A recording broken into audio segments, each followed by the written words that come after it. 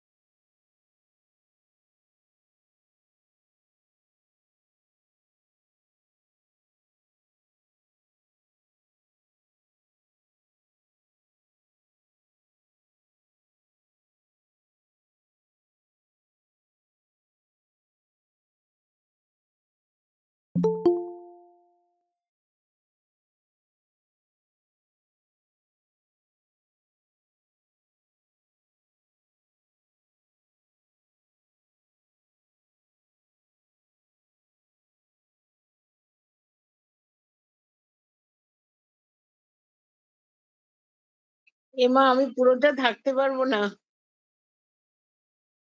আচ্ছা, আচ্ছা। ঠিক আছে শুরু করুন। হ্যাঁ, আমরা মানে আমরা স্বামী বিবেকানন্দ ইউনিভার্সিটিতে আ রুমটিকে পেয়ে সত্যি মানে ভীষণভাবে আমরা আ ওর কাছেই কৃতজ্ঞ বলতে পারি। কারণ এত কাজ দায়িত্ব ও নিয়ে নিচ্ছে, যেগুলো আমাদের মানে অনেকে মিলে করত সেটা ও একাই করে ফেলছে। সেটা আমাদের কাছে মানে সত্যিই একটা খুব ভালো জায়গা যে ওকে আমরা আমাদের সঙ্গে রাখতে পেরেছি বা ও থাকছে আমাদের সঙ্গে। এবং আ যে কাজই ওকে দিচ্ছি সেটাই একদম মানে আম কি বলবো তুলে দেওয়া যেটা আরকি। মানে বললেই সেটা করে ফেলছে। সেটা আমাদের একটা বিশাল প্রাপ্তি। তা আজকে এই এত বড় একটা অনুষ্ঠানে মানে এত জনের সামনে যে ও নিজেকে আনতে পেরেছে বা আ আমরা সবাই যে ওকে দেখতে পাচ্ছি এই প্ল্যাটফর্মে, এটা একটা মানে সত্যি ওর জন্য একটা খুব ভালো হুম, কি বলবো পদক্ষেপ বা আমরা যে ওকে এই সুযোগটা দিচ্ছি সেটাও সত্যি খুবই ভালো। খুব ভালো লাগছে যে ও এখানে এসে বলবে। ঠিক আছে। আমি আছি কিছুক্ষণ, পুরোটা হয়তো থাকতে পারব না। ঠিক আছে। Thank you ma'am. Thank you so much.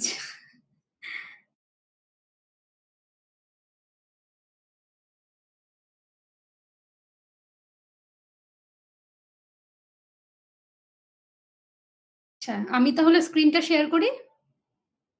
R thank you so much Ujjwal বাবু এত ওয়ার্ম ওয়েলকাম এর জন্যে। হ্যাঁ, সত্যি আমাদের সেই কোভিড এর সময় হয়তো একটা ওয়েবিনারে আলাপ হয়েছিল।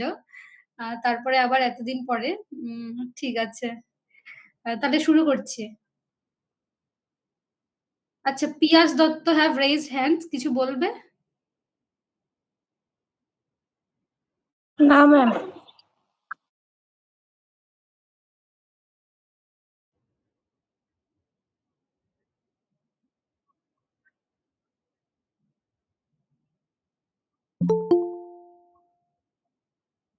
আচ্ছা, মানে আমরা রিসার্চ মেথোডোলজি নিয়ে আলোচনা করছি।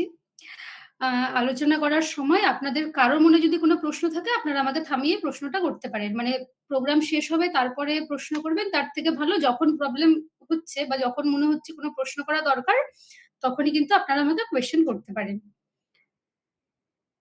ঠিক আছে, আমি তাহলে স্ক্রিনটা শেয়ার করছি স্যার।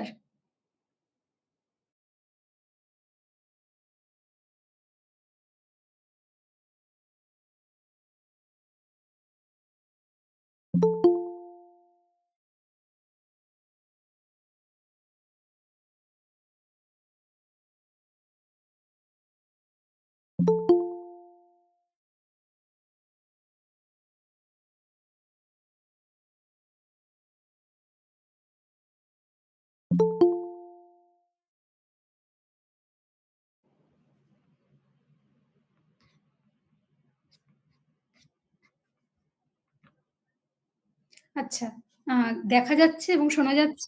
হুম, হ্যাঁ, হ্যাঁ, হ্যাঁ। হাই হুম, হুম, আচ্ছা। হ্যাঁ, হ্যাঁ। আচ্ছা, আমাকে বলা হয়েছিল এখানে ইউজি লেভেলের স্টুডেন্টরা থাকবে। আ আশা করছি অনেকেই আছেন। আ তো আমি একদম বেসিক থেকে শুরু করছি। আমরা হচ্ছে অডিবল?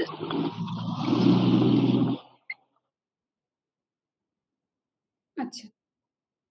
হ্যাঁ, হ্যাঁ, হ্যাঁ। আমরা এডুকেশনাল রিসার্চের কিছু বেসিক কনসেপ্ট জানবো। বেসিক্যালি আমরা কোয়ান্টিটেটিভ অ্যাপ্রোচ সম্বন্ধে আজকে জানবো। তাহলে রিসার্চ কি? আ রিসার্চ কথাটার মধ্যেই কিন্তু রিসার্চের অর্থ লুকিয়ে আছে। Plus search. রিসার্চ কথাটাকে ভাঙলে আমরা পাই এবং সার্চ। মানে হচ্ছে পুনরায় বা এগেইন আর সার্চ মানে খোঁজা। অর্থাৎ পুনরায় কোনো কিছু খোঁজা। কি খুঁজবো? নতুন কিছু খুঁজবো। আর কিভাবে খুঁজবো? সায়েন্টিফিক ওয়েতে খুঁজবো বা সিস্টেমেটিক ওয়েতে খুঁজবো। এবার রিসার্চের একটা ডেফিনিশন দেখলে এই কনসেপ্টটা আমাদের আরো ক্লিয়ার হবে। Research refers to a process wherein systematic activities have done to find the solution of problem or extension of knowledge. তাহলে রিসার্চ কি? রিসার্চ হচ্ছে একটা প্রসেস। প্রসেস মানেই আমরা জানি যেকোনো প্রসেস কমপ্লিট হওয়ার জন্য কিছু স্টেপ আমাদের ফলো করতে হয়। সুতরাং রিসার্চেও কিন্তু আমাদের কিছু স্টেপ ফলো করতে হয়। সেই স্টেপগুলো কিরকম হবে? সিস্টেমেটিক ওয়েতে স্টেপগুলো আমরা ফলো করব। কিসের জন্য করব? সলিউশন অফ প্রবলেম, মানে প্রবলেম সলভ করার জন্য করব, বা জ্ঞান বৃদ্ধির জন্য, বা এক্সটেনশন অফ নলেজের জন্য করব। ক্রিসওয়েলের একটা খুব সুন্দর ডেফিনেশন আছে, research is a process of steps used to collect and analyze information to discover new facts or verify and test old facts. তাহলে রিসার্চ কি? রিসার্চ হচ্ছে একটা প্রসেস যেখানে অনেকগুলো স্টেপ থাকে, সেখানে আমরা কি করি? ইনফরমেশন কালেক্ট করি বা অ্যানালিসিস করি। কিসের জন্য করি? নতুন কোনো ফ্যাক্ট ডিসকভার করার জন্য করতে পারি, বা পুরনো কোনো ফ্যাক্টকে টেস্ট করার জন্য বা ভেরিফাই করার জন্য কিন্তু আমরা করতে পারি। তাহলে ক্রিসওয়েলের ডেফিনেশন থেকে আমরা কি পেলাম? যে আমাদের ডেটা কালেকশন করতে হবে। রিসার্চের ক্ষেত্রে ইনফরমেশনই কিন্তু ডেটা। আমরা যে ডেটা কালেকশন করব, সুতরাং আমরা ইনফরমেশন কালেকশন করব। ডেটা কালেকশন করতে হবে, ডেটা অ্যানালিসিস করতে হবে, যে ডেটাটাকে কালেক্ট করলাম সেটাকে আমরা অ্যানালাইজ করব প্রপার ওয়েতে। তারপরে কি হবে? তারপরে আমরা কোনো হয়তো নতুন কোনো ফ্যাক্ট ডিসকভার করতে পারি, বা পুরনো কোনো ফ্যাক্টকে ভেরিফাইও করতে পারি। কেন করব? নলেজ এক্সটেনশনের জন্য করব, বা প্রবলেমের সলিউশনের জন্য করব। কিভাবে করব? সায়েন্টিফিক ওয়েতে করব। আচ্ছা, এইবার এই যে রিসার্চের বিভিন্ন টাইপ রয়েছে। তাহলে রিসার্চের টাইপগুলো কি কি? On the basis of purpose বা অ্যাপ্লিকেশনের ভিত্তিতে রিসার্চকে কয়েকটি ভাগে ভাগ করা হয়। প্রথমটা কি? ফান্ডামেন্টাল রিসার্চ বা বেসিক রিসার্চ। এই ফান্ডামেন্টাল রিসার্চ বা বেসিক রিসার্চকে কিন্তু পিওর রিসার্চও বলা হয়। তাহলে ফান্ডামেন্টাল রিসার্চটা কি? যখন researcher for the first time কোনো রিসার্চ করবেন, কিসের জন্য? কোনো থিওরি জেনারেট করার জন্য বা কোনো ফর্মুলা জেনারেট করার জন্য। যে রিসার্চটা আগে কখনো হয়নি, রিসার্চার যখন নতুন কোনো থিওরি বা নতুন কোনো ফর্মুলা জেনারেট করবেন, তখন সেই রিসার্চকে আমরা বলবো ফান্ডামেন্টাল রিসার্চ বা বেসিক রিসার্চ। আচ্ছা, ফান্ডামেন্টাল রিসার্চ বা বেসিক রিসার্চ কিন্তু for the sake of knowledge গেইনের জন্য বা নলেজ ডেভেলপমেন্টের জন্য কিন্তু রিসার্চার করে থাকেন। যেরকম একটা এক্সাম্পল, এডুকেশনের ক্ষেত্রে তো প্রচুর এরকম ফান্ডামেন্টাল রিসার্চের এক্সাম্পল আছে, যেরকম পিয়াজের কগনিটিভ ডেভেলপমেন্টাল থিওরি। পিয়াজে অনেক অনেক অনেক এক্সপেরিমেন্ট করে করে একটা থিওরির আবিষ্কার করেছেন, যেটাকে আমরা কগনিটিভ ডেভেলপমেন্টাল থিওরি বলি। বাচ্চাদের বুদ্ধির বিকাশ হয় বিভিন্ন স্টেজের মাধ্যমে বয়সের সাথে সাথে। তাহলে কি পিয়াজের ওই থিওরিটাকে আমরা বলতে পারি যে ফান্ডামেন্টাল রিসার্চ বা বেসিক রিসার্চ। আরো কি থর্নডাইকের ট্রায়াল এন্ড এরর লার্নিং আছে, যে প্রচেষ্টা এবং ভুল সংশোধন। যত আমরা প্রবলেমের অ্যারাইজ করবো স্টুডেন্টদের সামনে, ওরা নিজের চেষ্টার মাধ্যমে সেই ভুলগুলো সংশোধন করবে। তাহলে এই রিসার্চগুলো for the first time researcher করেছিলেন, কিসের জন্য করেছিলেন? কোনো থিওরি জেনারেট করার জন্য বা কোনো ফর্মুলা জেনারেট করার জন্য। কেন? জ্ঞান বৃদ্ধির জন্য। এইবার ফান্ডামেন্টাল বা বেসিক রিসার্চের যে থিওরিগুলো, সেগুলো কিন্তু আমরা জেনারেলাইজ করতে পারবো, সবার জন্য ওগুলো অ্যাপ্লিকেবল হবে। ঠিক আছে?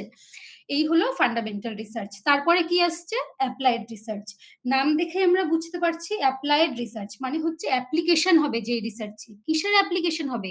ওই যে ফান্ডামেন্টাল রিসার্চ বা বেসিক রিসার্চের যে থিওরিগুলো আমরা পেলাম, তো তারপরে আমরা কোনো সোসাইটাল সেটিং এ বা কোনো প্রবলেমের সলিউশনের জন্য যখন সেটাকে অ্যাপ্লাই করব, সেটাই হচ্ছে অ্যাপ্লাইড রিসার্চ। যেরকম ডিসার্টেশন বা পিএইচডির ক্ষেত্রে কিন্তু আমরা সাধারণত অ্যাপ্লাইড রিসার্চ করে থাকি। তাহলে কি?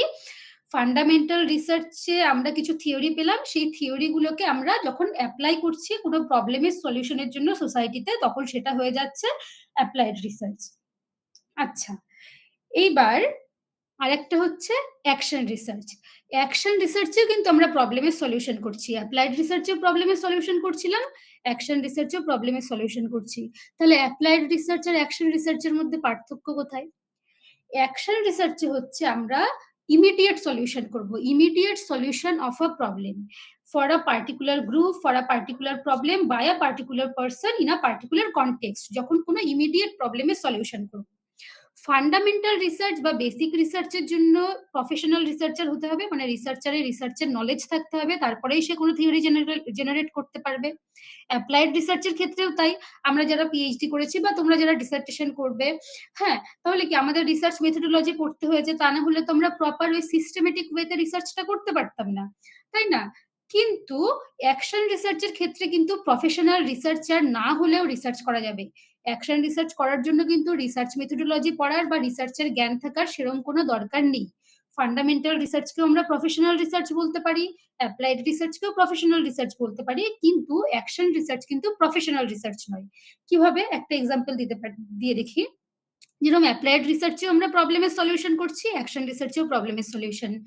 এবার অ্যাকশন রিসার্চটা হচ্ছে immediate solution of a problem. যেরকম একটা ক্লাসে কোনো টিচার গেলেন, ক্লাসের বাচ্চারা প্রচুর চিৎকার করছেন, এবার চিৎকার করছে, এবার টিচার ভাবছে এবার তাহলে তো ক্লাসটাকে আমাকে ঠিকঠাক মতো মানে অপারেট করতে হবে, তাহলে যেই বাচ্চাগুলো চিৎকার করছে তাদের ফার্স্ট বেঞ্চে এনে বসালেন, আর এমন কিছু ওদের অ্যাক্টিভিটি করালেন যেটাতে ওরা খুব ইন্টারেস্ট পেলো, চিৎকার চেঁচামেচি বন্ধ হয়ে গেল, তাহলে ইমিডিয়েট একটা প্রবলেমের সলিউশন হলো। সেটা কে করলেন? টিচার করলেন। তাহলে সেটাই হচ্ছে অ্যাকশন রিসার্চ, যখন আমরা কোনো প্রবলেমের ইমিডিয়েট সলিউশন করব। এত অবধি কি কারো কোনো প্রশ্ন আছে? আচ্ছা, তাহলে পারপাসের বেসিসে রিসার্চকে 3 ভাগে ভাগ করা হলো। এইবার অ্যাপ্রোচের বেসিসেও কিন্তু রিসার্চকে কয়েকটি ভাগে ভাগ করা হয়। কি কি তাহলে? কোয়ালিটেটিভ রিসার্চ, আরেকটা কি? Quantitative research. তাহলে কোয়ালিটেটিভ রিসার্চটা কি আর কোয়ান্টিটেটিভ রিসার্চটা কি? কোয়ালিটেটিভ রিসার্চ হচ্ছে যে রিসার্চের বেস নাম্বার থাকবে না, যে রিসার্চে আমি কোনো স্ট্যাটিস্টিক্স অ্যাপ্লাই করতে পারবো না, কিছু স্টেটমেন্ট নিয়ে আমি ডিল করব। যেরকম একটা এক্সাম্পল দিচ্ছি, আকবরের সময়কালে শিক্ষা ব্যবস্থা কেমন ছিল সেটা আমি এখন দেখতে চাই, তাহলে তার জন্য কি আমি কোনো নাম্বার পাবো? পাবো না, আমি বিভিন্ন বই পড়বো, বিভিন্ন জার্নাল পড়বো, কিছু স্টেটমেন্ট পাবো। হ্যাঁ, সেইটা হচ্ছে কোয়ালিটেটিভ রিসার্চ। আর কোয়ান্টিটেটিভ রিসার্চ কি? যেটার বেসই হবে নাম্বার, যেটাতে আমরা স্ট্যাটিস্টিক্স অ্যাপ্লাই করতে পারবো, বিভিন্ন কোয়ান্টিটেটিভ ডেটা নিয়ে ডিল করব, সেটা হচ্ছে কোয়ান্টিটেটিভ রিসার্চ। আর এই দুই ধরনের রিসার্চকে মিলিয়ে কি হয়? Mixed method research. তাহলে যে রিসার্চে কোয়ালিটেটিভও থাকবে এবং কোয়ান্টিটেটিভ ডেটাও থাকবে, দুটো ডেটা নিয়ে যখন আমরা ডিল করব সেটা হচ্ছে মিক্সড মেথড রিসার্চ। এইটা দেখলে পরিষ্কার হবে ব্যাপারটা। On the basis of purpose কি ছিল? Fundamental research, applied research, action research. এইবার এইটা হচ্ছে অ্যাপ্রোচ। ফান্ডামেন্টাল রিসার্চও কিন্তু কোয়ালিটেটিভ রিসার্চ হতে পারে, ফান্ডামেন্টাল রিসার্চও কোয়ান্টিটেটিভ রিসার্চ হতে পারে, ফান্ডামেন্টাল রিসার্চ মিক্সড মেথড রিসার্চও হতে পারে। আবার সেম ভাবে অ্যাপ্লাইড রিসার্চ কিন্তু কোয়ালিটেটিভ হতে পারে, অ্যাপ্লাইড রিসার্চ কোয়ান্টিটেটিভও হতে পারে, অ্যাপ্লাইড রিসার্চ মিক্সড মেথড রিসার্চও হতে পারে। সেম ভাবে অ্যাকশন রিসার্চ। তাহলে কোয়ালিটেটিভ রিসার্চের কিছু এক্সাম্পল, যেমন এথনোগ্রাফিক রিসার্চ কিন্তু একটা কোয়ালিটেটিভ রিসার্চ। এথনোগ্রাফিক রিসার্চ কি? যারা অ্যানথ্রোপোলজি ডিসিপ্লিন বা অ্যানথ্রোপোলজি সাবজেক্ট থেকে যারা রিসার্চ করে সেগুলো হচ্ছে এথনোগ্রাফিক রিসার্চ। ফেনোমেনোলজিক্যাল মানে কি? ফিলোসফি ডিসিপ্লিনের যারা রিসার্চ করে তারা ফেনোমেনোলজিক্যাল রিসার্চ করে। এথনোমেথোডোলজিক্যাল হচ্ছে সোশিওলজি ডিসিপ্লিনের স্টুডেন্টরা এথনোমেথোডোলজিক্যাল রিসার্চ নিয়ে ডিল করে। আর হিস্টোরিক্যাল তো হিস্ট্রি ডিসিপ্লিন। এই সমস্ত রিসার্চগুলো হচ্ছে কোয়ালিটেটিভ রিসার্চের এক্সাম্পল। আর কোয়ান্টিটেটিভ রিসার্চ কি? Experimental research, ex post factor research, survey research. Experimental রিসার্চে যেমন দুটো গ্রুপ থাকবে, control group, experiment group, treatment দেওয়া হবে, তার বেসিসে আমরা এক্সপেরিমেন্টাল রিসার্চ করব। এক্সপোস্ট ফ্যাক্টর রিসার্চেও দুটো গ্রুপ থাকবে, কোয়াইট সেম এক্সপেরিমেন্টাল রিসার্চের মতনই, but the experimental research and ex-post factor research is almost same.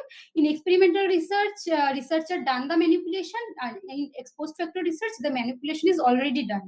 Researcher শুধু তার এফেক্টটাকে দেখবে।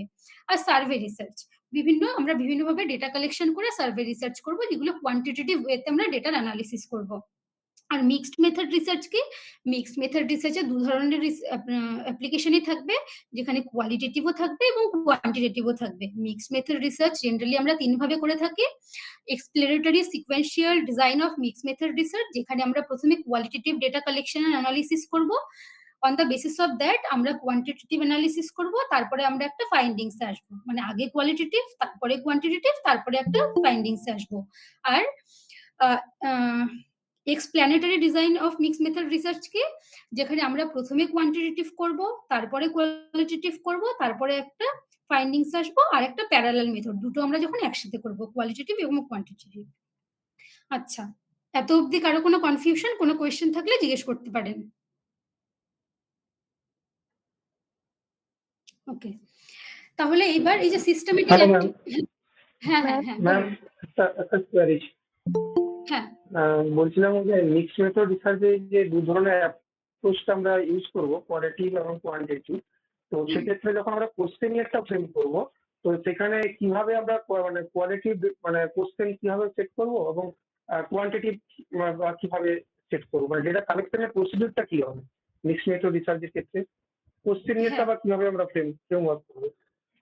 আচ্ছা, যেরকম ধরো আমি তোমাকে প্রথমে একটা এক্সাম্পল দিয়ে বলি। আমি দেখতে চাইছি যে স্টুডেন্টদের স্ট্রেস লেভেল, এক্সামিনেশন স্ট্রেস কতটা বা কেন হচ্ছে। এবার ধরো আমি দেখতে পাচ্ছি যে আমি একটা টুল দিলাম ক্লোজ এন্ডেড, ক্লোজ এন্ডেড টুলে কিন্তু সবসময় আমরা কোয়ান্টিটেটিভ ডেটাই পাবো। যেরকম লিকার্ট স্কেল, 5 পয়েন্ট স্কেল যেগুলো, আমি কিন্তু কোয়েশ্চেনও ফ্রেম করে দিচ্ছি, আনসারও ফ্রেম করে দিচ্ছি। প্রত্যেকটা আনসারের জন্য বা প্রত্যেকটা অপশনের জন্য আমি মার্কস দিয়ে দিচ্ছি। যে ডেটাটা তোমায় দেবে, মানে যে স্যাম্পেল, তার কিন্তু নিজের মতামত দেওয়ার, মানে নিজে থেকে কোনো স্টেটমেন্ট দেওয়ার কিন্তু কোনো জায়গাই নেই। আমি ওকে অপশনও ফ্রেম করে দিচ্ছি, তার মধ্যে একটাতেই ওকে টিক দিতে হবে, মানে মার্কস কিন্তু আমার হাতেই রয়েছে। মানে আমি ওই কোয়েশ্চেনিয়ারটাকে ক্লোজ করে দিচ্ছি। ক্লোজ এন্ডেড কোয়েশ্চেনিয়ারে সবসময় আমি কোয়ান্টিটেটিভ ডেটা পাবো। যেরকম ধরো স্ট্রেসের আমি একটা লিকার্ট স্কেল তৈরি করলাম, 5 পয়েন্ট স্কেল, সেই স্কেলে আনসার দিল, আমি একটা ক্লোজ এন্ডেড মানে একটা নাম্বার পেয়ে গেলাম। এইবার আমি দেখছি যে স্টুডেন্টদের স্ট্রেস লেভেল প্রচুর বেশি বা যাদের স্ট্রেস লেভেল খুব কম, তাদের এক্সামিনেশন স্ট্রেস হয়ই না, তাহলে আমি ধরো আইডেন্টিফাই করতে চাই কেন এদের এত বেশি বা কেন কম। যখন আমি কারণটা খুঁজতে যাব, তখন আমাকে ওপেন এন্ডেড কোয়েশ্চেন রাখতে হবে। বুঝতে পেরেছো?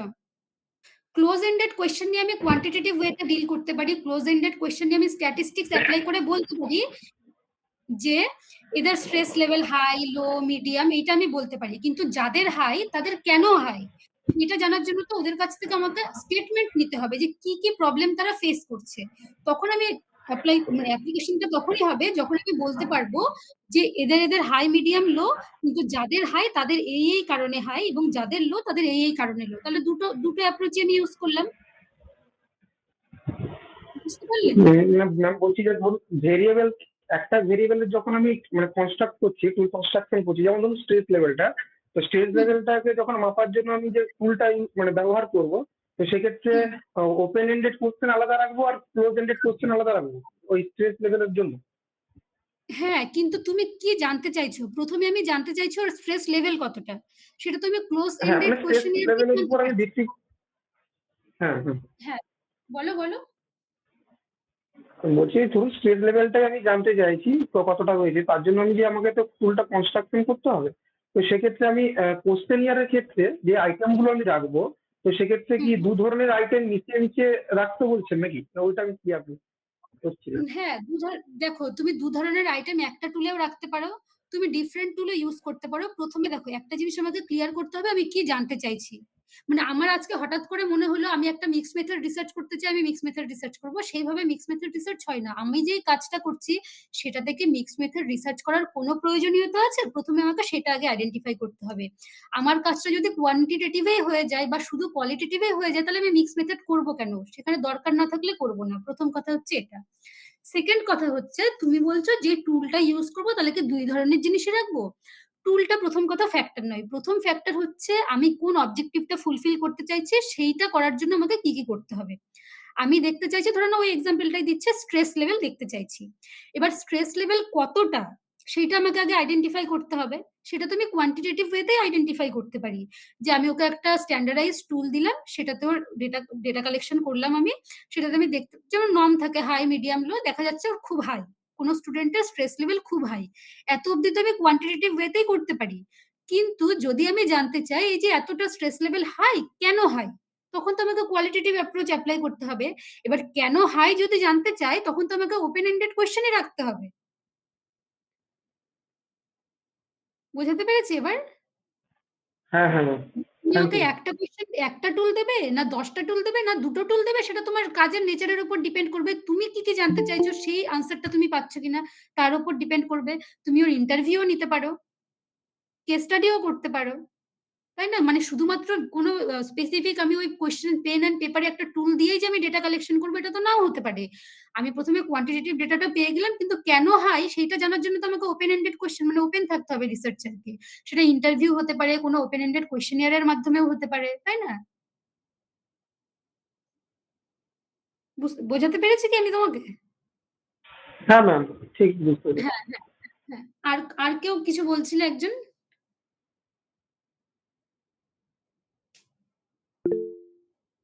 আচ্ছা, তাহলে এই গেল আমাদের টাইপস অফ রিসার্চ। এবার রিসার্চে প্রথমেই বলেছিলাম যে কিছু সিস্টেমেটিক অ্যাক্টিভিটিস থাকবে বা কিছু স্টেপ থাকবে। তাহলে রিসার্চের ফার্স্ট স্টেপ কি, মানে কেউ বলবে, তোমরা কেউ বলবে ফার্স্ট স্টেপ কি হতে পারে রিসার্চের? আচ্ছা, রিসার্চ করার জন্য আমাদের সবার প্রথমে যেটা, হ্যাঁ, প্রবলেম, আইডেন্টিফিকেশন অফ প্রবলেম। প্রথমে আমাদের কি করতে হবে? প্রবলেমটাকে খুঁজে বার করতে হবে। এবার প্রবলেমটাকে খুঁজে বার করার জন্য আমি কি করব? প্রথমে হচ্ছে এরিয়া অফ ইন্টারেস্ট আমাকে খুঁজতে হবে। যে প্রবলেম তো অনেক রকমের হতে পারে। এবার আদৌ আমি সেই এরিয়াতে কাজ করার জন্য আমি ঠিকঠাক মানুষ কিনা। এবার আমাকে যদি বলে ব্ল্যাক হোল থিওরি নিয়ে কাজ করতে, আমার যতই মানে প্রবলেম থাক সেখানে, আমি কখনোই সেটা নিয়ে কাজ করতে পারবো না। কারণ আমার এক্সপার্টিস নেই। সুতরাং আমাকে এরিয়া অফ ইন্টারেস্ট প্রথমে খুঁজে বার করতে হবে। তারপরে কি করতে হবে? Review of related literature. Review of related literature কি? আমরা যে এরিয়া অফ ইন্টারেস্ট খুঁজছি বা যে প্রবলেমটা খুঁজে বার করছি সেই এরিয়াতে আগে কি কাজ হয়েছে। এবার রিভিউ করতে গিয়ে আমি বিভিন্ন পেতে পারি, কনসিস্টেন্সি পেতে পারি, ইনকনসিস্টেন্সি পেতে পারি, গ্যাপ পেতে পারি। কনসিস্টেন্সি তাহলে কি? আমি যে এরিয়াটা খুঁজে বার করলাম সেটাতে দেখা যাচ্ছে, ধরে নিলাম আমি 100খানা কাজ হয়েছে তার আগে, বিভিন্ন পপুলেশনের ওপরে বিভিন্ন জায়গায় কাজ হয়েছে। এবার দেখছি সমস্ত কাজেরই প্রায় সিমিলার রেজাল্ট, একই রকম 100খানা কাজের মধ্যে 99খানা কাজের সেম রেজাল্ট। তাহলে আমি ধরে নিতে পারি এই এরিয়াতে যদি আমি কাজ করি তাহলে মোটামুটি আমারও এইরকম একটা রেজাল্ট আসার সম্ভাবনা রয়েছে। মানে কনসিস্টেন্টলি সেম রেজাল্ট এসেছে। তাহলে কি সেই এরিয়াতে আমার কাজ করা উচিত? তোমাদের কি মনে হয়?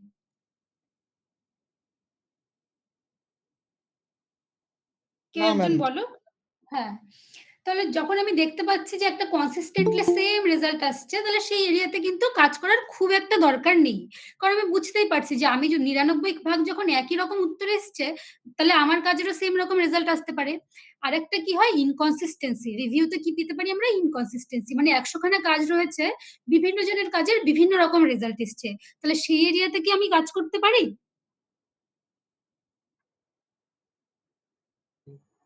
কি মনে হয় তোমাদের? Yes madam. হ্যাঁ হ্যাঁ হ্যাঁ, তাহলে ইনকনসিস্টেন্সি থাকলে কিন্তু সেই এরিয়াতে আমরা কাজ করতে পারি। তারপরে আমরা কি খুঁজে বার করব? রিসার্চ গ্যাপ খুঁজে বার করব, যে আমি যে কাজটা করছি সেটার গ্যাপ এরিয়া কি। মানে এই পপুলেশনের উপরে কি কাজ হয়নি, বা এই স্যাম্পলে কাজ হয়নি, আমি যেরকম ভেরিয়েবলের কম্বিনেশন দেখছি সেই কম্বিনেশনে কাজ হয়নি, সেইটা আমাকে জানতে হবে। তারপরে কি দেখতে হবে? ফিজিবিলিটি দেখতে হবে। মানে আমি যে কাজটা করছি সেই কাজটা করা কি আদৌ পসিবল। আমি ইনকনসিস্টেন্সিও পেয়ে গেলাম, গ্যাপও পেয়ে গেলাম, ইন্টারেস্টের এরিয়াও পেয়ে গেলাম, নিজের প্রবলেমও সিলেক্ট করে নিলাম, সব হয়ে গেল, কিন্তু সেই কাজটা আমি করতে পারবো তো? মানে আমি এমন একটা কঠিন কাজ নিলাম যেটা আমি করতেই পারছি না। মানে আমি কিছু দূর এগোনোর পরে আমি আর কিছু পারছি না, কিছু করতে পারছি না, তাহলে সেই কাজটা কি আমার করা উচিত? কি মনে হয়?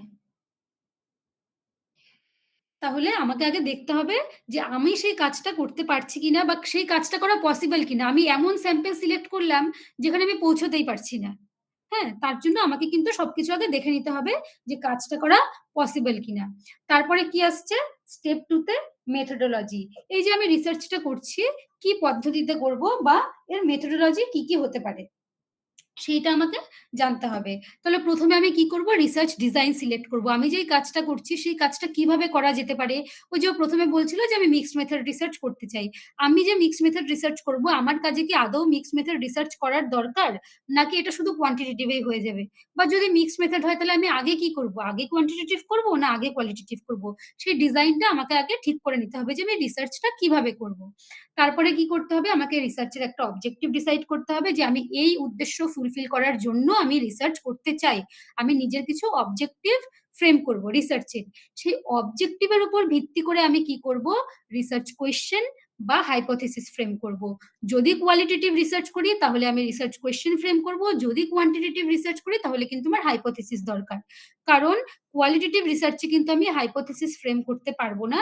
কোয়ালিটেটিভ রিসার্চে আমরা স্টেটমেন্ট নিয়ে ডিল করি, কোয়ান্টিটেটিভ রিসার্চে কিন্তু আমরা হাইপোথিসিস ফ্রেম করব, কারণ সেখানে আমরা স্ট্যাটিস্টিক্যালি টেস্ট করে দেখতে পাবো যে সেই হাইপোথিসিসটা অ্যাকসেপ্ট হচ্ছে নাকি রিজেক্ট হচ্ছে। ঠিক আছে? তারপরে কি? পপুলেশন। পপুলেশন, তাহলে ধরো আমি একটা কাজ করছি যে ওই যে ওয়েস্ট বেঙ্গলের সেকেন্ডারি লেভেলের স্টুডেন্টদের স্ট্রেস লেভেল কেমন, এইটা আমি করতে চাই। এবার তাহলে ওয়েস্ট বেঙ্গলের সেকেন্ডারি লেভেলের হচ্ছে প্রত্যেকটা স্টুডেন্টই আমার পপুলেশন। আমি যাদের উপর কাজ করব তারা সবাই কিন্তু আমার পপুলেশন। কিন্তু এবার ধরো ওয়েস্ট বেঙ্গলের সেকেন্ডারি লেভেলের স্টুডেন্টদের স্ট্রেস লেভেল, এবার ওয়েস্ট বেঙ্গলের যদি প্রত্যেকটা সেকেন্ডারি লেভেলের স্টুডেন্টের কাছে আমাকে পৌঁছতে হয়, সেটা মানে প্রচুর সময়ের দরকার। তো সেইটা তো সম্ভব না, তো সেটা পসিবলও না। তাহলে আমি কি করব? কিছু রিপ্রেজেন্টেটিভ আমি সিলেক্ট করব, তারাই হচ্ছে আমার স্যাম্পেল। প্রত্যেকজনের কাছে যেহেতু আমার পসিবল না, যেরকম ধরো আমরা যখন ভাত রান্না করি পুরো হাঁড়ির ভাত আমি দেখি না যে পুরো প্রত্যেকটা চাল দেখি না যে ভাত হয়েছে কিনা, দুটো ভাত চাল দেখলেই বুঝতে পারি ভাত হয়েছে কিনা। সেরকম প্রত্যেকটা পপুলেশনের কাছে, প্রত্যেকজনের কাছে যদি পপুলেশনের সকলের কাছে পৌঁছতে না পারলে আমরা কি করব, কিছু রিপ্রেজেন্টেটিভকে সিলেক্ট করব, সেটাই হচ্ছে স্যাম্পল। মানে কিছু স্টুডেন্টকে সিলেক্ট করবো। এবার কিভাবে সিলেক্ট করবো, মানে আমার বাড়ির পাশে সেকেন্ডারি লেভেলের স্টুডেন্ট আছে তাদের কাছে আমি গিয়ে সিলেক্ট করব না। এই সিলেকশনেরও বিভিন্ন রকমের টেকনিক রয়েছে বা পদ্ধতি রয়েছে, সেটাকেই বলা হয় স্যাম্পলিং টেকনিক। তোমরা নিশ্চয়ই পড়েছো প্রবাবিলিটি স্যাম্পলিং, নন প্রবাবিলিটি স্যাম্পলিং। বিভিন্ন পদ্ধতির মাধ্যমে কিন্তু আমরা স্যাম্পলদের সিলেক্ট করি। আর কি variable, variable can be anything, any entity which changes with respect to place, person, time. এই যে স্ট্রেস লেভেল দেখছে, স্ট্রেস কিন্তু আমার একটা ভেরিয়েবল হতে পারে। ভেরিয়েবল তাহলে কি, যেগুলো প্লেস, পার্সন আর টাইমের উপর ডিপেন্ড করে চেঞ্জ হবে। ভেরিয়েবলেরও বিভিন্ন ভাগ রয়েছে, independent variable, dependent variable, intervening, concomitant, confounding variable, বিভিন্ন রকমের ভেরিয়েবল রয়েছে। যেরকম ধরো আমি যদি দেখতে চাই যে to see the effect of method of teaching on student achievement, method of teaching এর এফেক্ট স্টুডেন্টদের অ্যাচিভমেন্টে কতটা পড়ছে, তাহলে মেথড অফ টিচিং এর এফেক্ট দেখছে স্টুডেন্টের অ্যাচিভমেন্টে। তাহলে মেথড অফ টিচিং আমার ইন্ডিপেন্ডেন্ট ভেরিয়েবল হতে পারে, স্টুডেন্টের অ্যাচিভমেন্ট আমার ডিপেন্ডেন্ট ভেরিয়েবল হতে পারে। এবার এই যে মেথড অফ টিচিং এর এফেক্ট স্টুডেন্টদের অ্যাচিভমেন্টে দেখছি, এইটা দেখার সময় তোমরা নিজেদের দিয়ে ভাবো তোমাদের অ্যাচিভমেন্টে কি শুধুমাত্র মেথড অফ টিচিং এর উপরে ডিপেন্ড করে? সেটা কিন্তু না, ইন্টেলিজেন্সের উপরেও ডিপেন্ড করতে পারে। কোনো স্টুডেন্ট ভীষণ ইন্টেলিজেন্ট, কোনো স্টুডেন্টের অ্যাপটিটিউড বেশি, সেগুলোর উপরেও ডিপেন্ড করতে পারে। তাহলে সেই ভেরিয়েবল গুলোও তোমার প্রসেসকে হ্যাম্পার করছে বা প্রসেসে এফেক্ট ফেলছে, যার ফলে আমি বুঝতে পারছি না শুধুমাত্র মেথড অফ টিচিং এর জন্য স্টুডেন্ট অ্যাচিভমেন্ট হচ্ছে। তাহলে সেই ভেরিয়েবল গুলো হচ্ছে ইন্টারভেনিং ভেরিয়েবল। আবার আছে একটা ভেরিয়েবল কনফাউন্ডিং ভেরিয়েবল। কনফাউন্ডিং ভেরিয়েবল কি, যে ভেরিয়েবল গুলো বিভ্রান্তির সৃষ্টি করে, মানে কনফাউন্ড করে। যেরকম ধরো কিছু কিছু স্ট্যাটিস্টিক্স অ্যাপ্লাই করে আমরা ইন্টারভেনিং ভেরিয়েবলের এফেক্টটা কিন্তু দূর করতে পারি। যেমন পিয়ারসন কোএফিসিয়েন্ট অফ কোরিলেশন বা অ্যানকোভা, এই স্ট্যাটিস্টিক্স গুলো ইউজ করে কিন্তু ইন্টারভেনিং ভেরিয়েবলের এফেক্টকে দূর করা যায়। কিন্তু তার জন্য আমাকে ইন্টারভেনিং ভেরিয়েবলটাকে আইডেন্টিফাই করতে হবে। এইবার দেখা যাচ্ছে আমি আইডেন্টিফাই করলাম যে ইন্টেলিজেন্স আমার একটা ইন্টারভেনিং ভেরিয়েবল হতে পারে, যে সমস্ত স্টুডেন্টদের ইন্টেলিজেন্স লেভেল খুব বেশি, ওদের রেজাল্ট ভালো হচ্ছে। মেথড অফ টিচিং এর পরেও, টিচিং মেথডের পরেও দেখা যাচ্ছে যে স্টুডেন্টদের যাদের ইন্টেলিজেন্স বেশি তাদের রেজাল্ট ভালো। এবার আমি দেখতে পাচ্ছি যে একটা স্টুডেন্টের ইন্টেলিজেন্স টেস্ট করে দেখলাম যে খুব একটা বেশি না, কিন্তু শেখার প্রবণতা এত বেশি, ইচ্ছে এত বেশি যে ওর রেজাল্টও ভালো হচ্ছে। তাহলে ইন্টারভেনিং ভেরিয়েবল তাহলে ইন্টেলিজেন্স হবে না অ্যাপটিটিউড মানে প্রবণতা, কোনটা হবে? মানে যখন এই ভেরিয়েবল গুলো আমাদের বিভ্রান্তের সৃষ্টি করে রিসার্চারের কাছে, কনফাউন্ড করে, তখন সেই ভেরিয়েবল গুলোকে বলা হয় কনফাউন্ডিং ভেরিয়েবল। মানে যখন দুই বা ততোধিক ভেরিয়েবল প্রসেসে এমন ভাবে থাকে বা ডিপেন্ডেন্ট ভেরিয়েবল এমন ভাবে এফেক্ট করে যে রিসার্চার ডিসাইড করতে পারে না যে ডিপেন্ডেন্ট ভেরিয়েবলের এফেক্ট অ্যাকচুয়ালি কোন ভেরিয়েবলের জন্য পড়ছে, তখন সেই ভেরিয়েবল গুলোকে বলা হয় কনফাউন্ডিং ভেরিয়েবল। আর একটা ভেরিয়েবল হতে পারে কনকমিটেন্ট ভেরিয়েবল। কনকমিটেন্ট ভেরিয়েবল কি, যেই ভেরিয়েবল গুলো প্রসেসে থাকলেও প্রসেসকে কোনোভাবেই এফেক্ট করে না। যেরকম স্টুডেন্টের আই কালার, স্টুডেন্টের হাইট, স্টুডেন্টের ওয়েট, এগুলো কি ওর অ্যাচিভমেন্টে কোনো এফেক্ট ফেলবে না, কিন্তু এগুলো একটা ভেরিয়েবল। তাহলে এগুলো হচ্ছে কনকমিটেন্ট ভেরিয়েবল। আচ্ছা, এতটুকু অবধি কারো কোনো প্রশ্ন?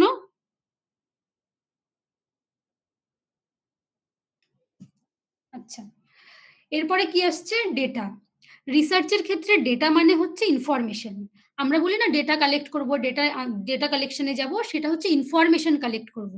এবার এই ডেটা কি, ডেটা হচ্ছে প্রাইমারি ডেটা হতে পারে এবং সেকেন্ডারি ডেটা হতে পারে। কোয়ান্টিটেটিভ রিসার্চে জেনারেলি আমরা প্রাইমারি ডেটা নিয়ে কাজ করি।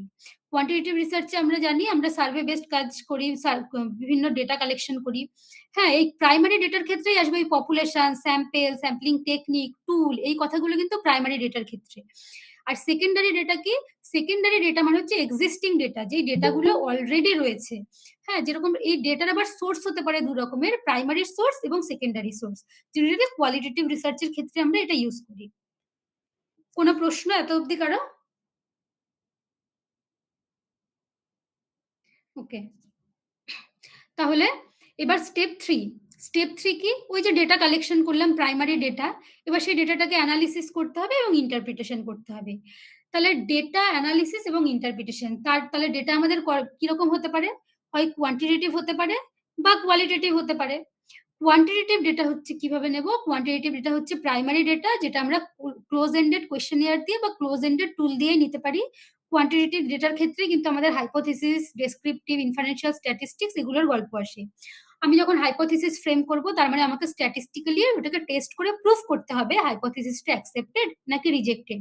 তখন আমরা বিভিন্ন রকম টেস্ট করতে পারি বা বিভিন্ন রকম স্ট্যাটিস্টিক্স অ্যাপ্লাই করতে পারি, ডেসক্রিপটিভ স্ট্যাটিস্টিক্স, ইনফারেন্সিয়াল স্ট্যাটিস্টিক্স ইত্যাদি।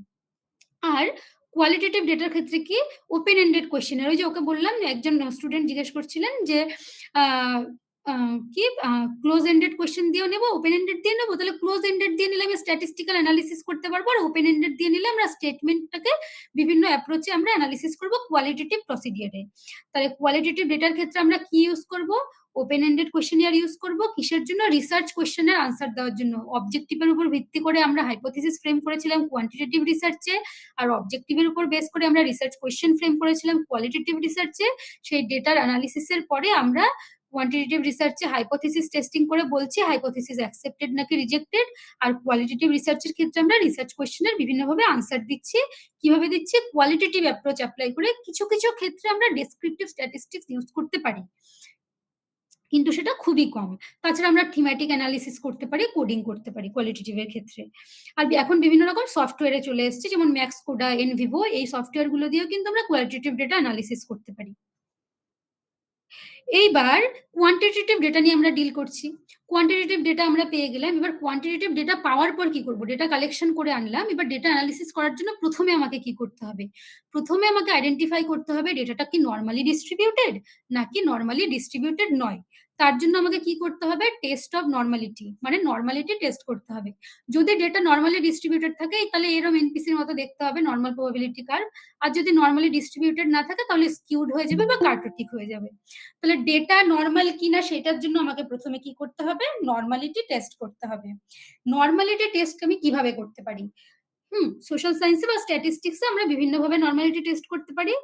সব থেকে ভালো হচ্ছে স্কিউনেস বা কার্টোসিসের জেড স্কোর দিয়ে কিন্তু আমরা নর্মালিটি টেস্ট করতে পারি। যে স্কিউনেস বা কার্টোসিসের মান বেরোচ্ছে ডেসক্রিপটিভ স্ট্যাটিস্টিক্স অ্যাপ্লাই করার পরে, সেই স্কিউনেস এবং কার্টোসিসের স্ট্যান্ডার্ড এরর এবং স্ট্যাটিস্টিক্স এর মান দিয়ে আমরা সেটা জেড স্কোর বার করতে পারবো, এবং জেড স্কোর বের করে আমরা দেখতে পারবো যে ডেটাটা নর্মালি ডিস্ট্রিবিউটেড নাকি নর্মালি ডিস্ট্রিবিউটেড নয়।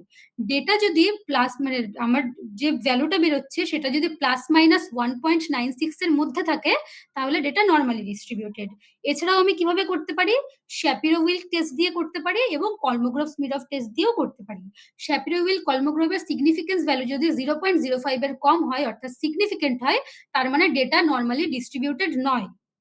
তখন আমরা ডেটা নর্মালি ডিস্ট্রিবিউটেড নয় ধরে স্ট্যাটিস্টিক্স গুলো অ্যাপ্লাই করব। তাহলে ধরে নিলাম আমার ডেটা নর্মালি, মানে টেস্ট অফ নর্মালিটির পরে ধরে নিলাম আমার ডেটা নর্মাল বা নর্মাল নয়। যদি নর্মাল হয় তাহলে আমি কি করব? আমি প্যারামেট্রিক স্ট্যাটিস্টিক্স ইউজ করব আমরা। আর যদি নর্মাল না হয় তখন আমরা নন প্যারামেট্রিক স্ট্যাটিস্টিক্স ইউজ করব।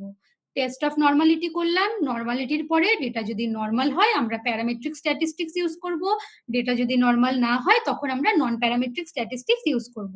যদি প্যারামেট্রিক স্ট্যাটিস্টিক্স ইউজ করি তাহলে কি কি স্ট্যাটিস্টিক্স ইউজ করব?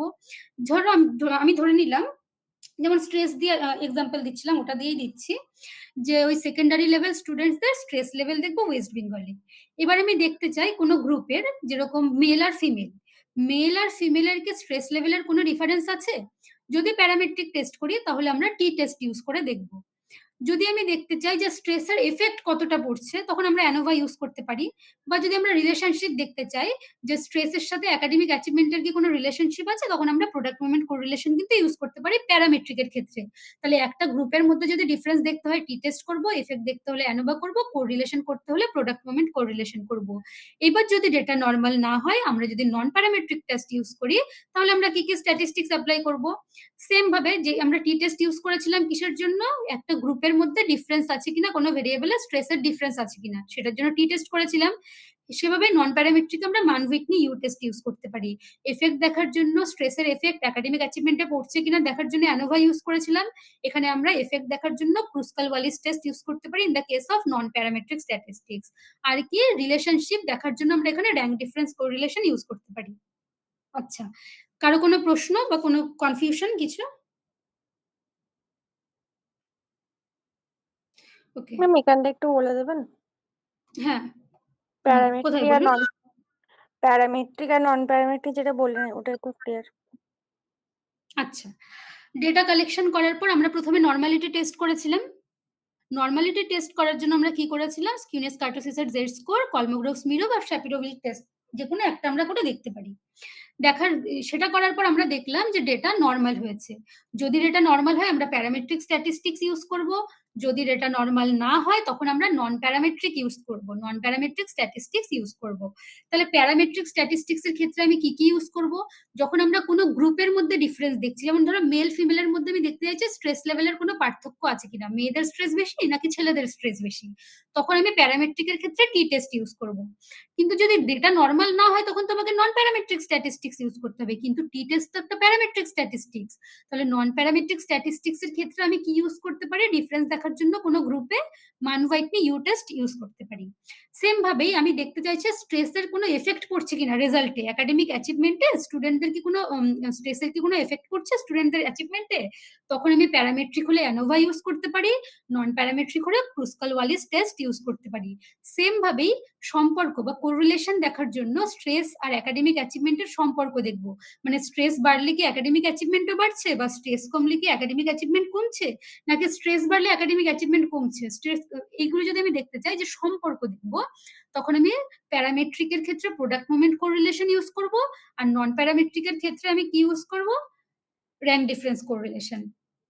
বুঝতে পেরেছো? Okay ma'am. হ্যাঁ ম্যাম। হ্যাঁ হ্যাঁ হ্যাঁ। তারপরে কি স্টেপ 4, তাহলে স্টেপ 4 আমার কি, ডেটা কালেকশন হয়ে গেল, ডেটা অ্যানালিসিস হয়ে গেল, সব হয়ে গেল। তাহলে স্টেপ 4 আমাকে কি করতে হবে, ডিসকাশন করতে হবে। ডিসকাশনের জন্য প্রথমে আমি যা রিসার্চ করলাম, যা কিছু করলাম, প্রথমে সেটাকে সামারাইজ করব। তারপরে কি করতে হবে, আমার যতগুলো অবজেক্টিভ ছিল সেই অবজেক্টিভ ধরে ধরে অবজেক্টিভের বেসিসে আমাকে ফাইন্ডিংস লিখতে হবে বা ফাইন্ডিংস বের করতে হবে। আমার যদি রিসার্চে 5খানা অবজেক্টিভস থাকে তাহলে প্রত্যেকটা অবজেক্টিভের বেসিসে আমার যাতে একটা করে ফাইন্ডিংস থাকে সেটা আমাকে মেক শিওর করতে হবে। ফাইন্ডিংস এর বেসিসে আমাকে ডিসকাশন করতে হবে। ডিসকাশনটা কি, ধরে নিলাম যে ডিসকাশন হচ্ছে আমি যে রিসার্চ করেছি সেই আমার যে রেজাল্ট বেরিয়েছে তার আগে যে রিসার্চগুলো হয়েছে সিমিলার রেজাল্ট বা অপোজিট কোনো রেজাল্ট বেরিয়েছে কিনা, যদি বেরিয়ে থাকে তাহলে সেটা কেন হয়েছে, ওদের কনটেক্সটটা কি ছিল যে আলাদা রকম রেজাল্ট এলো বা সেম রেজাল্ট এলো। যেরকম আমি রিসার্চ করছি স্ট্রেস লেভেলের মেল আর ফিমেলদের, ধরে নিলাম যে ফিমেলদের স্ট্রেস লেভেল বেশি এসছে, তাহলে আমি দেখব যে প্রিভিয়াস যে রিসার্চগুলো হয়েছে ফিমেলদের স্ট্রেস লেভেল বেশি এসছে কিনা, বা কেউ বলছে যে না মেলদের স্ট্রেস লেভেল বেশি এসছে, তাহলে সে কেন বলছে, তার মানে কি তার স্যাম্পল আলাদা ছিল সে তার জন্য, নাকি সে অন্য কোনো টুল ইউজ করেছিল, না অন্য কোনো অ্যাপ্রোচ ইউজ করেছিল সেটার জন্য। তাহলে ডিসকাশনে সেগুলো নিয়ে আমরা ডিল করব যে আগে যে রিসার্চগুলো হয়েছে সেইটা রেজাল্টের ভ্যারিয়েশনটা কেন হচ্ছে বা সিমিলার হলেও কেন হচ্ছে। তারপরে কি করব, আমার রিসার্চের উপর বেস করে আমি রিকমেন্ডেশন দেব এবং লিমিটেশন এবং সাজেশন। কেউ কি কিছু বলছেন? আচ্ছা, তারপরে আমাকে কি দেখতে হবে যে আমাকে সাইটেশন, রেফারেন্স এবং বিবলিওগ্রাফি এগুলো কিন্তু প্রপার ওয়েতে করতে হবে। সাইটেশন করতে পারি আমরা বিভিন্ন ভাবে। সাইটেশন আমরা ইনটেক্স সাইটেশন করতে পারি, সেটা প্রথমে আমরা টেক্সটের মধ্যেই লিখতে পারি যে অমুক বলেছেন বা ফাইন্ড করেছেন, মানে আমরা যখন প্যারাগ্রাফ লিখবো তার মধ্যেই আমরা লিখতে পারি এটা। আবার কি করতে পারি, তিনি যা বলেছেন সেটা লেখার পর লাস্টে ব্র্যাকেটেও লিখতে পারি। আর কি করতে পারবো আমরা, রেফারেন্স। রেফারেন্স হচ্ছে ইউজুয়ালি আফটার চ্যাপ্টার, প্রত্যেকটা চ্যাপ্টারের শেষে আমরা রেফারেন্স ইউজ করব। রেফারেন্সে আমরা সেগুলোই সাইট করব যেগুলো আমরা ইনটেক্সটে সাইট করেছি। ইনটেক্সটে যাদের নামে সাইটেশন হয়েছে প্রত্যেকটা চ্যাপ্টারের রেফারেন্সে তাদের আমরা তাদের রেফারেন্সটা দেব। আর বিবলিওগ্রাফি কি, bibliography usually end of the thesis, মানে থিসিসের শেষে, মানে যেগুলো আমরা সাইট করেছি সেগুলো তো দেবই, তার সাথে আমরা আরো অনেক রকমের বই পড়েছি সেগুলো কিন্তু আমরা বিবলিওগ্রাফিতে অ্যাড করতে পারি, যেগুলোকে আমরা সাইট করে নিই। যেরকম রিসার্চ করার জন্য আমি ক্রেসওয়েলের একটা বই পড়েছি, সেটাকে আমি কোথাও সাইট করে নিই কিন্তু সেই বইটা আমাকে খুবই হেল্প করেছে রিসার্চ করার জন্য, বিবলিওগ্রাফিতে কিন্তু সেগুলোকে আমরা মেনশন করব। আচ্ছা, এতটুকুই ছিল আজকে আমার বলার। এবার আপনাদের কোনো প্রশ্ন থাকলে বলুন।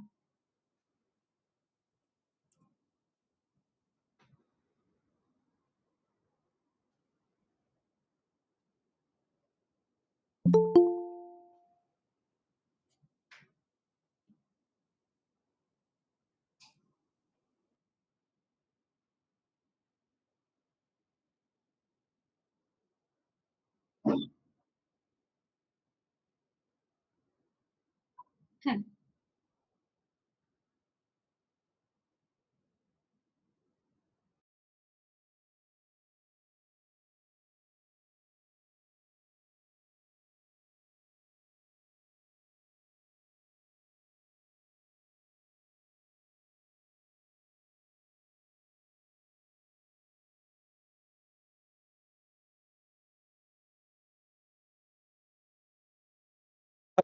Hello, hello sir.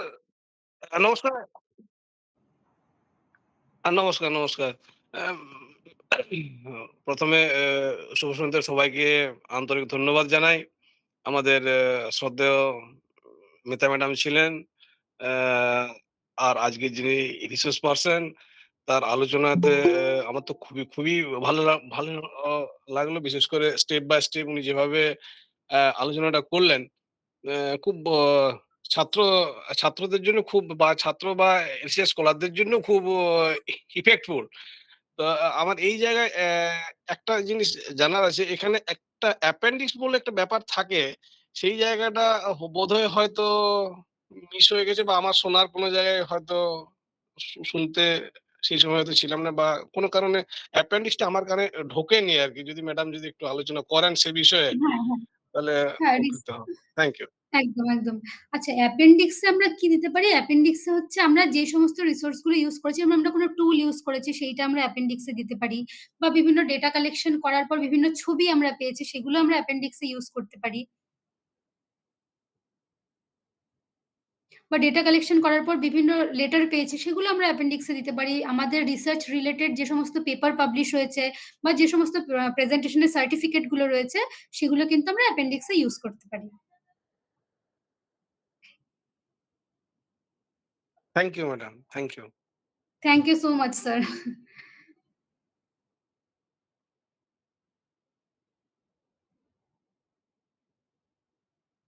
হ্যাঁ স্যার।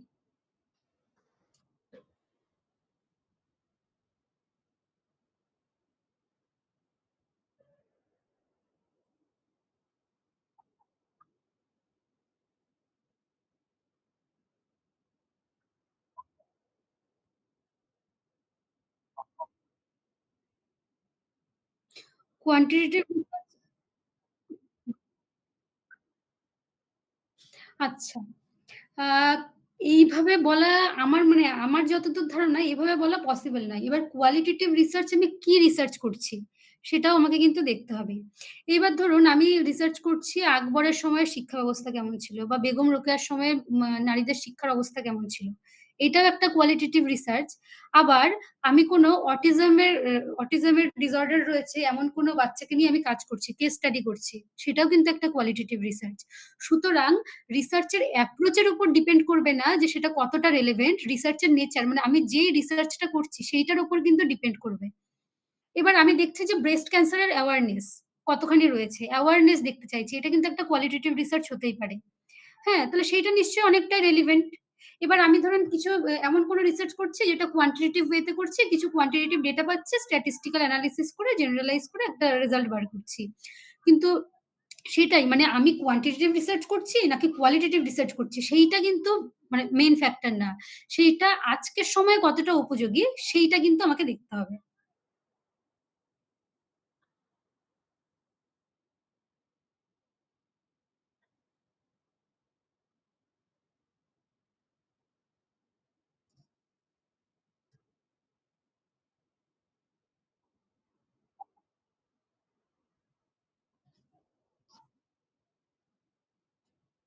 হ্যাঁ, হ্যাঁ, হ্যাঁ।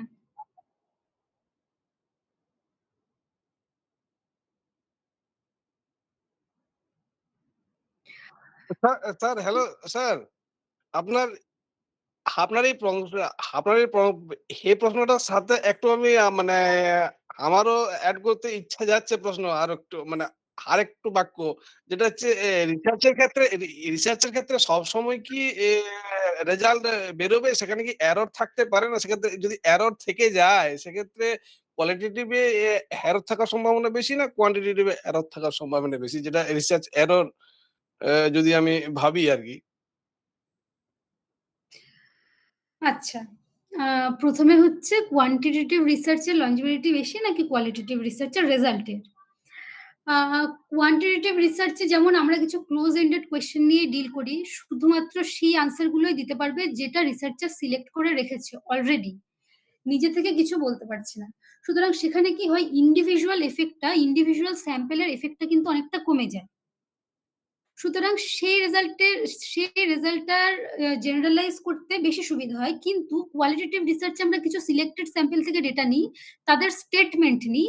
এবার তাদের স্টেটমেন্টের সাথে অন্যদের স্টেটমেন্টের মধ্যে কিন্তু অনেকটা ফারাক থেকে যেতে পারে। সুতরাং এই ক্ষেত্রে মনে হয় কোয়ান্টিটেটিভ রিসার্চটা বেশি অ্যাপ্লিকেবল যখন আমরা বেশি সংখ্যক পপুলেশনের উপর জেনারেলাইজ করছি। কিন্তু আমরা যদি অ্যাবসলিউট স্যাম্পল নিয়ে কাজ করি, মানে যারাই আমার স্যাম্পল তারাই আমার পপুলেশন, যেমন কেস স্টাডি আমরা করতে পারি, সেক্ষেত্রে কিন্তু মনে হয় কোয়ালিটেটিভ রিসার্চটা বেশি বেটার। আপনার কি কোশ্চেনের উত্তর দিতে পারলাম আমি?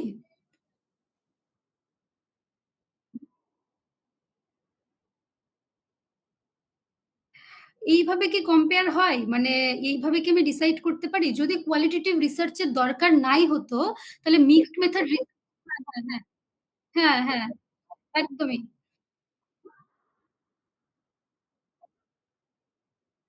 একদম, একদম। যদি আমি অনেক লার্জ পপুলেশন এর উপরে যদি জেনারেলাইজ করতে চাই, তাহলে আমার মনে হয় কোয়ান্টিটেটিভ এর লংজিভিটি বেশি। আর যদি আমি অ্যাবসলিউট স্যাম্পল নিয়ে কাজ করি, মানে যারাই আমার স্যাম্পল তারাই আমার পপুলেশন, আমি কেস স্টাডি করছি, single sample case study, multiple sample case study, এগুলো যদি আমি করে থাকি, তখন কিন্তু কোয়ালিটেটিভ রিসার্চও কিন্তু খুবই এফেক্টিভ এবং খুবই হেল্পফুল। কিন্তু যখন আমি অনেক লার্জ পপুলেশনের উপর জেনারেলাইজ করছি, তখন কোয়ান্টিটেটিভ রিসার্চ আমার মনে হয় বেশি বেটার।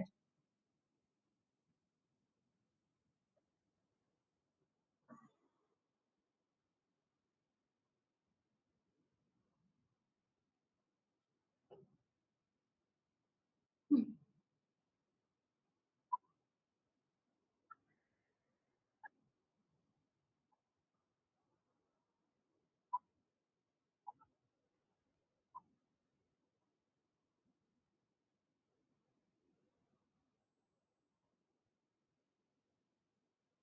হুম,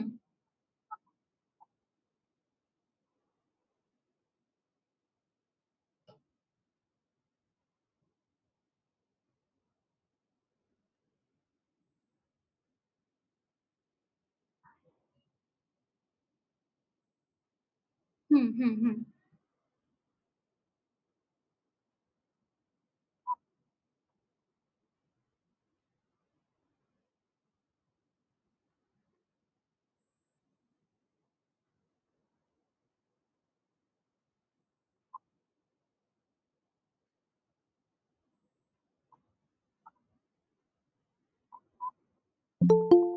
হুম।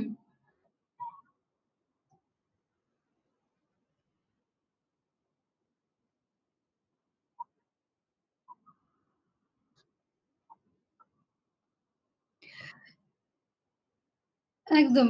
এবার আমি ওই যে কোয়ালিটেটিভ রিসার্চ এ আমি কি রিসার্চটা করছি, মানে কাজটা কি করছি? ওই আকবরের সময় শিক্ষা ব্যবস্থাও একটা কোয়ালিটেটিভ রিসার্চ। আবার হচ্ছে ধরুন অটিজম এর কোনো স্টুডেন্টের উপর কেস স্টাডি করছি, সেটাও হতে পারে কোয়ালিটেটিভ রিসার্চ। তাই না? এবার রিসার্চ এর নেচার এর উপর মানে হ্যাঁ,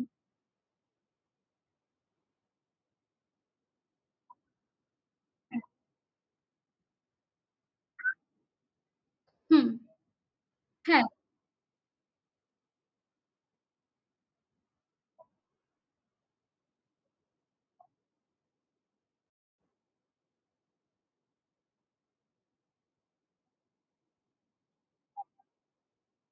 হুম, হুম,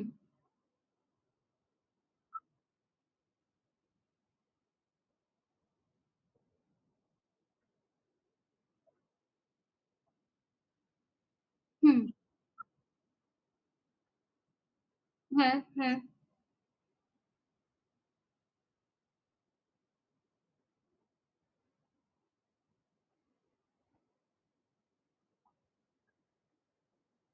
হুম, হুম, হুম।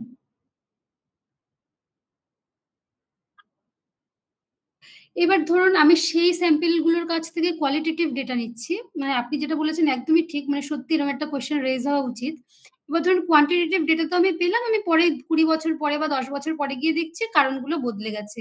এবার সেই স্যাম্পল গুলোর কাছ থেকে যখন আমি কোয়ালিটেটিভ ডেটা নিচ্ছি যে স্ট্রেস এর কারণ কি বা কেন এই স্ট্রেসটা হচ্ছে, তাহলে তাদেরও তো ১০ বছর পরে গিয়ে সেই কারণগুলো তো তাদেরও বদলে যাবে। বুঝতে পারছি? হ্যাঁ, তাহলে হ্যাঁ।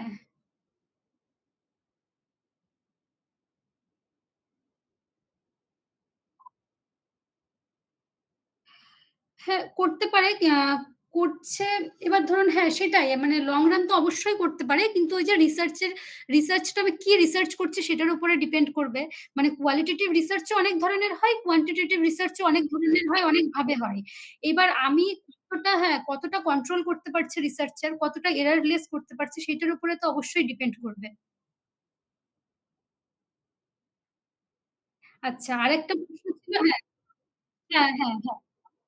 হ্যাঁ, উনি স্যার প্রশ্ন করলেন যে রিসার্চ এর কি কোয়ালিটেটিভ রিসার্চ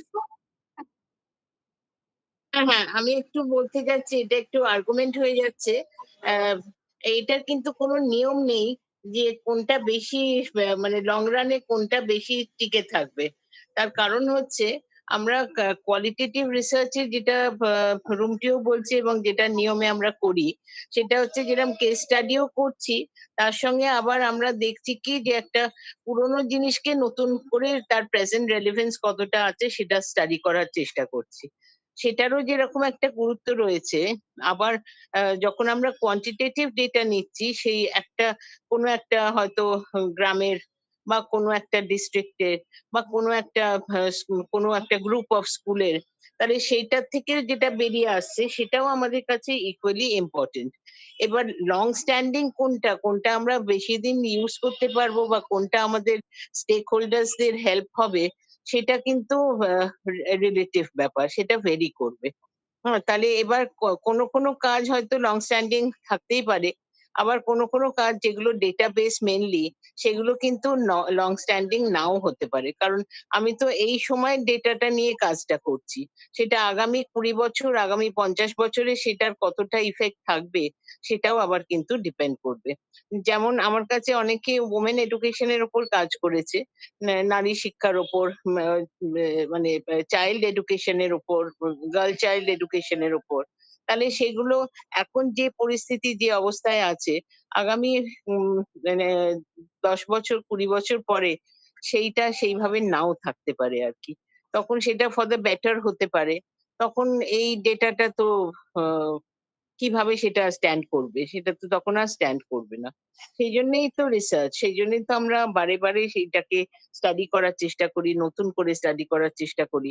তখন যে ডেট যে যে স্টাডিটা এখন আমরা করছি সেটা তখন আমাদের রিলেটেড লিটারেচার হয়ে যাবে এবং আগামী দিনে আবার নতুন কিছু নিয়ে আমাদের ভাবতে হবে। এজন্য কোনো রিসার্চই আমার মনে হয় না যে লং স্ট্যান্ডিং হয়ে যেতে পারে। তাই না?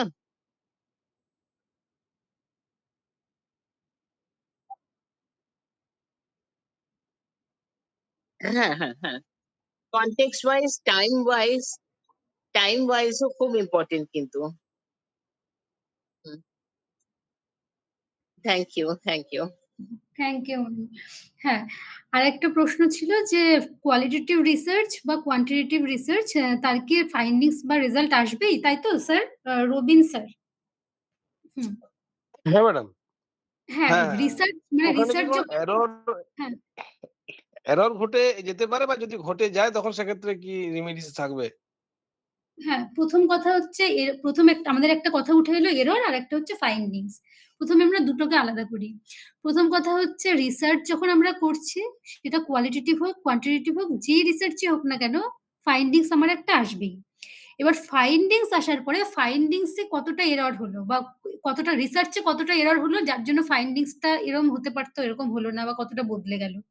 এবার রিসার্চে এরর অবশ্যই হতে পারে। সোশ্যাল সায়েন্স এর ক্ষেত্রে তো এরর হবেই। মানে সেটা ধরে নিয়েই আমরা কাজ করি। ওই যে 0.95, 0.99 ফিডুশিয়ালি লিমিট, ফিডুশিয়ালি প্রবাবিলিটি, আমরা বলেই নিই যে আমরা সোশ্যাল সায়েন্স এ কিন্তু 100% অ্যাকুরেসি নিয়ে কাজ করছি না। এইবার ধরুন রিসার্চের ক্ষেত্রে কতটা এরর আসবে সেটার কিন্তু অনেকটাই ডিপেন্ড করে রিসার্চারের উপর। রিসার্চার সেটাকে কতটা কন্ট্রোল করে কতটা পারফেক্টলি সেই কাজটা করতে পারছে। আর সোশ্যাল সায়েন্সে আমরা বলেই দিই যে হ্যাঁ, আমাদের কিন্তু 100% মানে ২ আর ২ যোগ করলে যে ৪ হবেই, অঙ্কে ২ আর ২ যোগ করলে ৪ ই হবে। ২ আর ২ যোগ করলে ৯ হবে না। কিন্তু সোশ্যাল সায়েন্সের ক্ষেত্রে কিন্তু আমরা যেহেতু হিউম্যান স্যাম্পল নিয়ে ডিল করি, সুতরাং আমাদের রিসার্চে এরর আসার সম্ভাবনা অনেকটাই বেশি। তার জন্য আমরা 0.05, 0.01 লেভেলে টেস্ট করি। আর এরর কতটা হবে বা কতটা হবে না সেটা কিন্তু রিসার্চারের উপরে অনেকটা ডিপেন্ড করছে। ম্যাডাম সেক্ষেত্রে যে টুলসটা ইউজ করা হয় স্ট্যান্ডার্ডাইজড টুল এবং নন স্ট্যান্ডার্ডাইজড টুল তো হুম। সেক্ষেত্রে কি স্ট্যান্ডার্ডাইজড টুলের ক্ষেত্রে বোধহয় এরর হওয়ার সম্ভাবনাটা কম। আর নন স্ট্যান্ডার্ডাইজড টুলের ক্ষেত্রে বোধহয় এরর হওয়ার সম্ভাবনাটা বেশি থেকে যেতে পারে। তাই কি ম্যাডাম? অবশ্যই তাই। কারণ টুল আমি যেই ভেরিয়েবলটা মেজার করছি, সেই টুলটা কি সেই ভেরিয়েবলটা ঠিকঠাক মেজার করতে পারছে? ওই যে আবার আইটেম অ্যানালিসিস, রিলায়েবিলিটি, ভ্যালিডিটি, নরম এই গল্পগুলো চলে আসবে। আমি যেটা মেজার করতে চাইছি সেই টুলটা সেই জিনিসটাই ঠিকঠাক মেজার করছে কিনা, তার জন্য আমাকে প্রপার একটা স্ট্যান্ডার্ডাইজেশন প্রসিডিউর এর মধ্যে দিয়ে যেতে হবে। এটা তো হয়ে গেল টুলের গল্প। সেখানে তো এরর হতেই পারে। এছাড়াও আরো স্যাম্পল সিলেকশন এর ক্ষেত্রে এরর হতে পারে। আমার স্যাম্পল আমার পপুলেশনের ঠিকঠাক রিপ্রেজেন্টেটিভ হচ্ছে না। সেখানেও এরর হতে পারে। স্টুডেন্টদের টুল দেওয়া হলে ওরা ঠিকমতো কোয়েশ্চেন পড়ছেই না, ওরা যে আনসার করছে, সেখানে এরর হতে পারে। সুতরাং এখানে কিন্তু সমস্তটাই রিসার্চারের উপর ডিপেন্ড করছে। রিসার্চার কিভাবে স্যাম্পল সিলেক্ট করছেন, রিসার্চার কিভাবে টুল সিলেক্ট করছেন। স্টুডেন্টরা যে না পড়ে উত্তর দিচ্ছে তার মানে কি রিসার্চার ঠিকমতো র্যাপো এস্টাবলিশ করতে পারছেন না তাই। সুতরাং প্রত্যেকটা জিনিস কিন্তু রিসার্চারকে খুব খুব মানে কনসিয়াসলি কন্ট্রোল করতে হবে। আর স্ট্যান্ডার্ডাইজড টুল তো আমাকে অবশ্যই ইউজ করতে হবে। স্ট্যান্ডার্ডাইজড যদি টুল না হয়, তাহলে আমি আদৌ যে জিনিসটা মেজার করতে চাইছি সেই টুল দিয়ে কি সেই জিনিসটাই আমি মেজার করতে পারছি কিনা, সেখানেই তো একটা বড়সড় বায়াসনেস থেকে যাবে। যেমন ধরুন অ্যাংজাইটি, স্ট্রেস, ডিপ্রেশন খুব রিলেটেড টার্ম। আমি স্ট্রেস নিয়ে কাজ করতে চাইছি, আমি টুল স্ট্যান্ডার্ডাইজই করালাম না, নিজের মতো কিছু কোয়েশ্চেন ফ্রেম করলাম। আদৌ সেই টুল স্ট্রেস মাপছে নাকি ডিপ্রেশন মেপে ফেলছে নাকি অ্যাংজাইটি মেপে ফেলছে, সেখানেও তো একটা বড়সড় বায়াসনেস হয়ে যাবে। Thank you madam, thank you. Thank you so much. আচ্ছা, দুর্গাচরণ মাহাতো, কুনাল হ্যাঁ, দাস আর একজন কেউ একজন হ্যান্ড রেইজ করেছেন, বলুন। হ্যাঁ, নমস্কার ম্যাডাম। আমার দুটো প্রশ্ন হ্যাঁ, খুব জানতে হ্যাঁ, ইচ্ছা করছে। আপনার কাছ থেকে আমি আশা করছি উত্তর পাবো। হ্যাঁ, বলুন। তা প্রথম প্রশ্ন হচ্ছে আপনি বললেন যে এফেক্ট মেজারমেন্ট করার ক্ষেত্রে আমরা ANOVA ইউজ করব। তা হুম, আমি আ আ পড়েছিলাম যে ANOVA টেস্ট ইউজ করি আমরা মোর দ্যান 2 ভেরিয়েবলস কে টেস্ট করার জন্য আমরা ANOVA ব্যবহার করি। হুম, সেখানে হুম, one way ANOVA হতে হুম, পারে, two way ANOVA হতে পারে, MANCOVA হতে পারে ইত্যাদি, ইত্যাদি। হুম, তা ওই হুম, জায়গাটা একটু যদি পরিষ্কার করে দিতেন যে এফেক্ট কিভাবে মেজারমেন্ট করার সময় আমরা ANOVA ইউজ করব। প্রথম প্রশ্ন। আর দ্বিতীয় প্রশ্ন হচ্ছে আপনি বললেন যে ইন্ডিপেন্ডেন্ট ভেরিয়েবল এবং ডিপেন্ডেন্ট ভেরিয়েবলের মধ্যবর্তী ভেরিয়েবলটাকে আমরা ইন্টারভেলিং ভেরিয়েবল বলে আখ্যায়িত করছি। তাহলে মডারেট ভেরিয়েবলের সঙ্গে পার্থক্য কোথায় রয়েছে? আর আরেকটা প্রশ্ন থাকছে যেটা হচ্ছে একটা স্ট্যান্ডার্ড স্ট্যান্ডার্ডাইজ আ মানে একটা টুলস কে যদি স্ট্যান্ডার্ডাইজ করতে হয় তাহলে কোন প্রসিডিওর এ আমরা টুলসটাকে স্ট্যান্ডার্ডাইজ করব? এই ৩ টা প্রশ্ন আপাতত আপনার কাছ থেকে একটু জানবো। হুম। আচ্ছা, আমি এক্সাম্পল দিয়েছিলাম স্ট্রেস দিয়ে, যে স্ট্রেস লেভেলের মেল আর ফিমেলদের মধ্যে পার্থক্য রয়েছে কিনা এটা আমরা টি টেস্ট দিয়ে দেখব। এবার অ্যানোভাতে আমরা এফেক্টটা কিভাবে দেখব, যে স্ট্রেসের কি একাডেমিক অ্যাচিভমেন্টে কোনো এফেক্ট করছে সেইটা আমি অ্যানোভা দিয়ে দেখতে পারি। কিভাবে দেখবো, আমরা SPSS ইউজ করতে পারি বা হাতেও বিভিন্ন স্ট্যাটিস্টিক্স এপ্লাই করতে পারি। এইবার স্ট্রেসের তো অনেকগুলো লেভেল থাকবে, যে হাই, মিডিয়াম, লো অনেকগুলো লেভেল থাকবে, যেটা ২ এর বেশি হবে। বুঝাতে পারছি? আমরা হ্যাঁ, যখন ম্যাডাম। স্ট্রেসের যখন টুল এপ্লাই করছি তার বিভিন্ন নর্ম রয়েছে, যে ভেরি হাই, হাই, মডারেট, লো, ভেরি লো। সেই টুলগুলো দিয়ে আমরা এপ্লাই করছি। সুতরাং সেই লেভেলটাকে আমরা নেব, যে high, very high, moderate, very low, low. আর আমরা কি নেব, একাডেমিক অ্যাচিভমেন্ট এর মার্কসটা নেব। মানে একাডেমিক অ্যাচিভমেন্ট এর আমি র ডেটাটা নিতে পারি, আর স্ট্রেসের আমি ৫ খানা লেভেল নিতে পারি। সেই লেভেল দিয়ে কিন্তু আমরা ইফেক্টটা মেজার করতে পারি। আরেকটা যেখানে ওখানে আপনি ব্যবহার করেছিলেন যে নন প্যারামেট্রিক টেস্টের ক্ষেত্রে আমরা ওই ইউ ক্রুস্কার টেস্ট ওয়াইজ এগুলো হ্যাঁ, হ্যাঁ, হ্যাঁ, টেস্ট হ্যাঁ, গুলো ইউজ করব। তাহলে কাই স্কোয়ার টেস্টটা বা মিডিয়ান টেস্টটা আমরা কি হ্যাঁ। সেক্ষেত্রে ব্যবহার করতে পারি না? অবশ্যই করতে পারি। কাই স্কয়ার, মিডিয়ান কেন, আরো প্রচুর, মানে আরো ১০০ রকমের স্ট্যাটিস্টিক্স হতে পারে। মানে শুধুই যে টি টেস্ট হবে বা শুধুই অ্যানোভা, শুধুই অ্যানকোভা, শুধুই ম্যানোভা না, আরো প্রচুর রকমের স্ট্যাটিস্টিক্স হতে পারে। কিন্তু জেনারেলি আমরা এগুলো ইউজ করি, বা দেখুন, একটা লেকচার বা ১ ঘন্টার লেকচারে কখনোই রিসার্চ নিয়ে সমস্তটা বলে ফেলা সম্ভব না। মানে রিসার্চ একটা অনেক বড় এরিয়া। এই একদম ম্যাডাম, স্ট্যাটিস্টিক্স গুলো একদম। আমরা ইউজ করি। তাই বলে যে কাই স্কয়ার ইউজ করতে পারবো না সেটাও নয়। কাই স্কয়ারও একটা নন প্যারামেট্রিক স্ট্যাটিস্টিক্স, সেটাও আমরা ইউজ করতে পারি। আরেকটু যদি ওই ইন্টারভেনিং ভেরিয়েবল এবং মডারেট ভেরিয়েবল পার্থক্যটা। হ্যাঁ, হ্যাঁ। তার আগে আমি বলে নিই কি বলছিলাম? টুল। হ্যাঁ, টুল হ্যাঁ, হ্যাঁ, হ্যাঁ, স্ট্যান্ডার্ডাইজ হ্যাঁ, করব কিভাবে? একদম। বিভিন্ন ভেরিয়েবল নিয়ে আমরা টুল তৈরি করতে পারি। সেটা হচ্ছে ধরে নিলাম কি বলবো, স্ট্রেসেরই আমরা একটা টুল ডেভেলপ করছি। তাহলে এর হচ্ছে আপনি জানতে চাইলে স্ট্যান্ডার্ডাইজেশন প্রসিডিওর। তাহলে টুল তৈরি করার আগে স্ট্রেসের বিভিন্ন থিওরি আমাকে জানতে হবে। সেই থিওরির উপর বেস করে আমাকে কিছু আইটেম প্রথমে ডিসাইড করতে হবে। এইবার তার আগে আমাকে কিছু ফ্যাক্টর ডিসাইড করতে হবে যে এই ফ্যাক্টরের মানে স্ট্রেসে এই ফ্যাক্টরগুলো এফেক্ট করতে পারে। প্রত্যেকটা ফ্যাক্টরের উপর বেস করে আমি কিছু আইটেম তৈরি করব। সেই আইটেমগুলো তারপরে আমি কি করতে পারি, প্রথমে আমি এক্সপার্ট ওপিনিয়ন নিতে পারি যে এই আইটেমগুলোকে ঠিকঠাক মতো আমার স্ট্রেস লেভেলটাকে মেজার করতে পারছে নাকি পারছে না। এবার এক্সপার্ট ওপিনিয়ন নেওয়ার পর কিছু আইটেম রিজেক্ট সিলেক্ট হওয়ার পর আমরা যেই আইটেমগুলোতে ম্যাক্সিমাম এক্সপার্টরা ভোট করবেন সেগুলো আমরা রাখবো। তারপরে আমরা কি করতে পারি, আইটেম অ্যানালিসিস করতে পারি। আইটেম অ্যানালিসিসের ক্ষেত্রে আমরা ইন্টারনাল কনসিস্টেন্সি মেজার করতে পারি। সেটা আমরা পয়েন্ট বাই সিরিয়াল মেথডে করতে পারি, টি টেস্টে করতে পারি, বিভিন্ন রকম মেথডে করতে পারি। হ্যাঁ, তারপরে আমরা কি করব, আইটেম অ্যানালিসিস হওয়ার পর যে সমস্ত আইটেমগুলো থাকবে সেই সমস্ত আইটেমগুলো নিয়ে আমরা কি করতে পারি, রিলায়েবিলিটি এবং ভ্যালিডিটি টেস্ট করতে পারি। রিলায়েবিলিটি এবং ভ্যালিডিটির বিভিন্ন রকম প্রসেস আছে। এছাড়াও কিন্তু আমরা এসপিএসএস এর সাহায্যে করতে পারি, যে ক্রনব্যাক আলফা মেথড ইউজ করতে পারি, টেস্ট রিটেস্ট করতে পারি। আর ভ্যালিডিটির ক্ষেত্রেও বিভিন্ন রকম রয়েছে। তাছাড়া আমরা এক্সপার্ট ওপিনিয়নও নিতে পারি।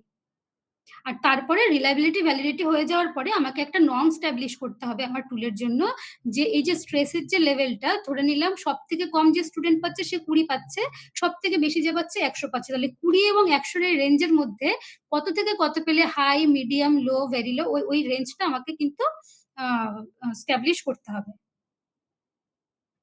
বুঝা গেল? Okay madam. হ্যাঁ, আর একটা ছিল ভেরিয়েবল, ইন্টারভেনিং ভেরিয়েবল আর মডারেটর ভেরিয়েবল। দুটো ভেরিয়েবলই প্রসেসে থাকে, দুটো ভেরিয়েবলই কিন্তু প্রসেসকে বিভিন্নভাবে এফেক্ট করে। কিন্তু ইন্টারভেনিং ভেরিয়েবল শুধুমাত্র ডিপেন্ডেন্ট ভেরিয়েবলকে এফেক্ট করবে, আর মডারেটর ভেরিয়েবল কিন্তু টোটাল প্রসেসটাকে এফেক্ট করতে পারে।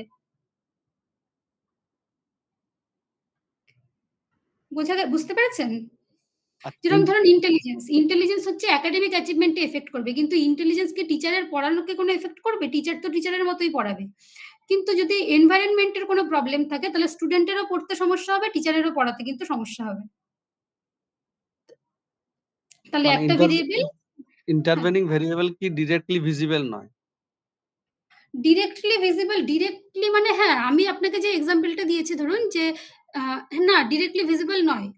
কারণ আমি যখন আমার ধরুন রিসার্চের টপিক হচ্ছে to study the effect of method of teaching on student achievement, এখানে কিন্তু কোনো ইন্টেলিজেন্সের উল্লেখ নেই, কোথাও অ্যাপটিটিউডের কিন্তু কোনো উল্লেখ নেই। তাহলে ইন্টেলিজেন্স অ্যাপটিটিউডও তো স্টুডেন্টের অ্যাচিভমেন্টে এফেক্ট ফেলতে পারে। একদম। হ্যাঁ, আচ্ছা, কুনাল দাস।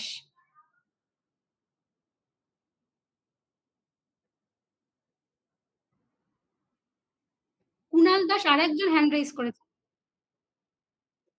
নমস্কার ম্যাম। হ্যাঁ, নমস্কার। হ্যাঁ নমস্কার ম্যাম। নমস্কার স্যার। ম্যাম আপনার কাছে একটা কোশ্চেন, থিসিস কি করে স্টাডি করবে, কোন কোন প্যারামিটার দেখবো থিসিস স্টাডি করার সময়? ম্যাম একটু ডিটেলসে বললে ভালো হয়। থিসিস স্টাডি করার সময় মানে রিভিউ করার সময়? হ্যাঁ ম্যাম। রিভিউ করার সময় বেসিক্যালি আমরা যে জিনিসগুলো দেখি, প্রথমেই দেখতে হবে যে সেইটা আমার কাজের জন্য অ্যাপ্লিকেবল কিনা। মানে আমি যে ভেরিয়েবল নিয়ে কাজ করছি তিনিও কি সেই ভেরিয়েবল নিয়ে কাজ করছেন। এবার আমি ওই যে স্ট্রেসেরই এক্সাম্পল দিচ্ছি, পুরোটা সময় ধরে স্ট্রেসেরই দিচ্ছি। ধরো আমি স্ট্রেস নিয়ে কাজ করছি, কেউ একজন কাজ করেছেন হ্যাপিনেস নিয়ে, তাহলে সেইটা তো আমার কাজ করার মানে সেইটা স্টাডি করার খুব একটা দরকার নেই যদি আমি আমার রিভিউ করতে চাই কাজের জন্য। তাহলে প্রথমে আমাকে আইডেন্টিফাই করতে হবে আমি যেই ভেরিয়েবলে কাজ করছি সেই ভেরিয়েবল নিয়ে উনি কাজ করছেন কিনা। তারপর আমাকে অবজেক্টিভস গুলো দেখতে হবে যে তার কাজের অবজেক্টিভস কি কি ছিল, এবং সে কি অ্যাপ্রোচ ইউজ করেছেন, কি ডিজাইন ইউজ করেছেন, কি টুল ইউজ করেছেন, ওনার পপুলেশন কি ছিল, তার স্যাম্পল কি ছিল, তারপরে তার রিসার্চের কি কি ফাইন্ডিংস এসছে।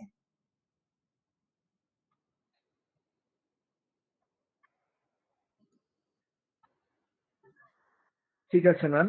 ম্যাম আরেকটা কোশ্চেন, যদি কোনো এরিয়া আমি চুজ করি আর ওই এরিয়াটা যদি নতুন হয়, ওই এরিয়ার উপর যদি কোনো কাজ না থাকে আগে, তাহলে স্যার তাহলে ম্যাম কি করে কাজ করব? যদি আমি রিভিউ লিটারেচার না করতে পারি, স্টাডি না করতে পারি, তাহলে নতুন করে কি করে কাজ করব?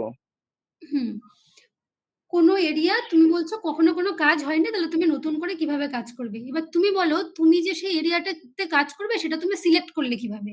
বা তোমার কিভাবে মনে হলো যে এটা একটা প্রবলেম এরিয়া হতে পারে? হয়তো কোনো থিসিস হয়নি, হয়তো কেউ ডিসার্টেশন করেনি, কেউ হয়তো এমফিল করেনি, কোনো পেপার লেখেনি, কিন্তু নিশ্চয়ই সেটা নিয়ে কোথাও না কোথাও তুমি পড়েছো, কোথাও না কোথাও তুমি আইডেন্টিফাই করেছো সেই প্রবলেমটা। কোনো ব্লগে থাকতে পারে, কোনো বইয়ে থাকতে পারে, পিএইচডির কাজে না যে ম্যাম, হতে হবে।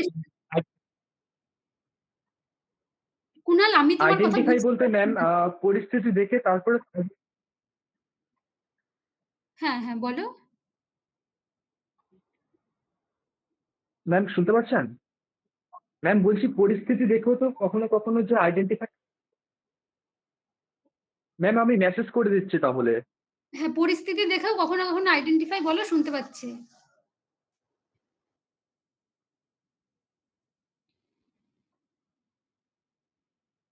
হ্যাঁ, আরেকজন ছিলেন।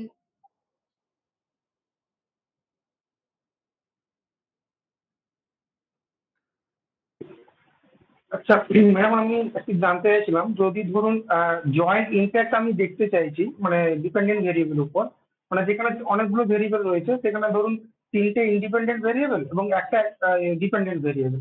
লাইক দ্যাট ধরুন একাডেমিক এক্সপেরিমেন্ট আমার ডিপেন্ডেন্ট ভেরিয়েবল এবং সেখানে ধরুন ইন্টেলিজেন্স, ক্রিয়েটিভিটি বা আরো কিছু তিনটে ইন্ডিপেন্ডেন্ট ভেরিয়েবল জয়েন্ট ইম্প্যাক্ট আমি দেখতে চাইছি। তো সেক্ষেত্রে কি দেখতে চাইছো? আমি জয়েন্ট কি ইম্প্যাক্ট? জয়েন্ট ইম্প্যাক্টটা বা তিনটে ভেরিয়েবলের একটা জয়েন্ট ইম্প্যাক্ট আমি দেখতে চাইছি একাডেমিক হ্যাঁ, অ্যাচিভমেন্টের। তো হ্যাঁ, সেক্ষেত্রে হ্যাঁ। আমি কি ধরনের স্ট্যাটিস্টিক্যাল টেকনিক ইউজ করবো? তুমি মাল্টিপল রিগ্রেশন করতে পারো। তুমি মাল্টিপল তো রিগ্রেশন করে এটা দেখতে পারো। কিভাবে? হ্যাঁ, হ্যাঁ। তাহলে এইখানে অ্যানোভাটা কেন আসছে না? মানে যেহেতু এখানে এখানে তো আমরা এফেক্ট দেখছি। তুমি তো জয়েন্ট ইম্প্যাক্ট দেখতে চাইছো যে একটা ভেরিয়েবলের কতটা চেঞ্জের জন্য আরেকটা ভেরিয়েবল কতটা চেঞ্জ হয়ে যাবে, সেটা তো তুমি মাল্টিপল রিগ্রেশন দিয়ে দেখতে পাবে। অ্যানোভাতে যেমন তোমার একটা সিগনিফিকেন্স ভ্যালু দেবে যে অ্যানোভার এফেক্ট আছে নাকি এফেক্ট নেই, এতটুকু বলতে পারবে। কিন্তু মাল্টিপল রিগ্রেশন দিয়ে তো তোমাকে তুমি জানতে পারবে যে ডিপেন্ডেন্ট ভেরিয়েবল কতটা চেঞ্জ হলে বা ইন্ডিপেন্ডেন্ট ভেরিয়েবল কতটা চেঞ্জ হলে ডিপেন্ডেন্ট ভেরিয়েবল কতখানি বদলে যাবে, মানে লেভেলটা কতটা বদলে যাচ্ছে। একটা ভেরিয়েবল যদি ধরো আচ্ছা, 0.263 এই সবকিছু কি রুমটি সবকিছু কি একটা ক্লাসে হবে? তোমাকে তো এবার মনে হচ্ছে আরেকটা সেশন দিতে হবে এগুলো সব ক্লিয়ার করার জন্য। আমার মনে হয় এবার অনেক হয়েছে, আমরা এবার থামাই, তাই না? আর যদি কোনো প্রশ্ন না থাকে, মানে ধরে নিচ্ছি আমি আর নেই প্রশ্ন, সেই ধরে এবার আমরা ক্লোজ করতে পারি, তাই না? হ্যাঁ, কারণ অনেকটা সময় হয়ে গেছে, অনেক প্রশ্নও হয়েছে। যদি মনে হয় তাহলে এখন এবার আমরা ক্লোজ করি। আর একটা সেশন ওকে দিও পরে, তখন ওই শুধু স্ট্যাটিস্টিক্যাল অ্যানালিসিস এর উপর, তাহলে সেটা ক্লিয়ার হবে। হুম, হুম। ঠিক আছে, ঠিক আছে। Thank you thank you sir. সবাইকে। হ্যাঁ,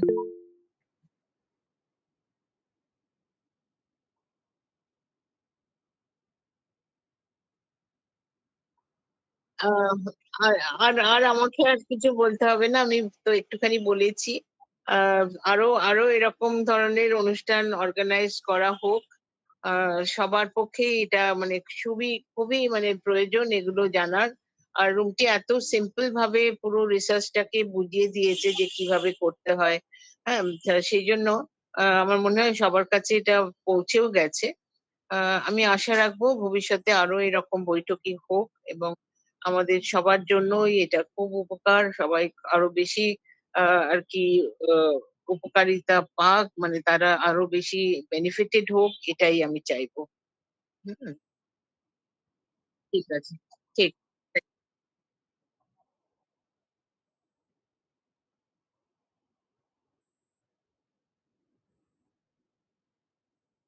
ও আচ্ছা, আচ্ছা, আচ্ছা, উমাদি থাকছেন, আচ্ছা, বাহ, ঠিক আছে।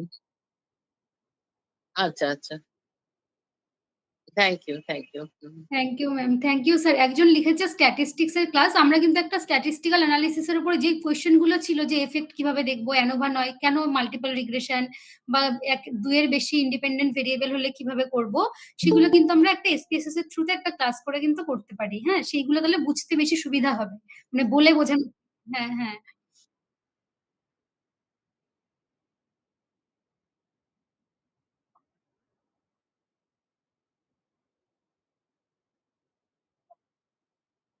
একদম, একদম, একদম। কারণ স্ট্যাটিস্টিক্স তো মানে মুখে বলে আমি ভেবেছিলাম মানে এসপিএসসি তে দেখাবো, আপনার সাথে কথা হয়েছিল। যে সফটওয়্যারটা এতই গন্ডগোলের, প্রচুর মানে টাইম লাগে। ইন্টারনেট কানেকশনটা খুব দরকার। আ ভালো থাকা। তো হ্যাঁ,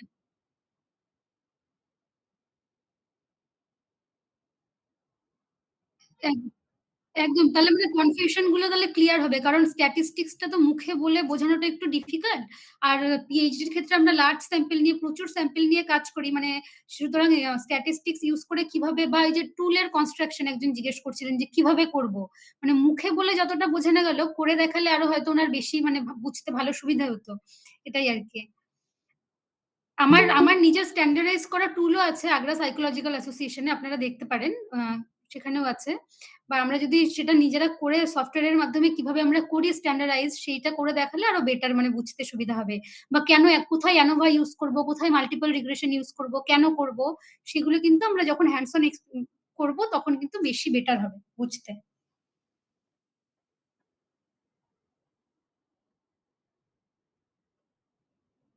ঠিক আছে, thank you so much everyone. Thank you.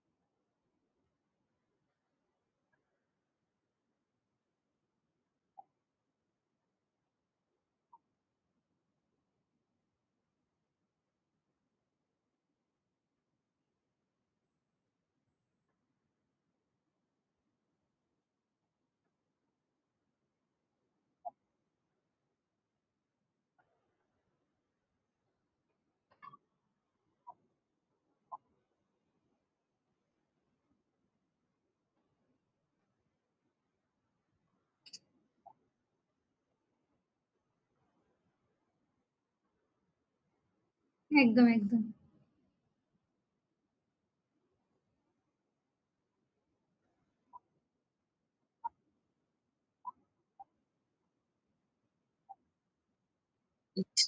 ঠিক আছে, ঠিক আছে, ঠিক আছে। অনেক ধন্যবাদ। হ্যাঁ, thank you so much bye. Everyone. Good thank you. Night. Thank you ma'am.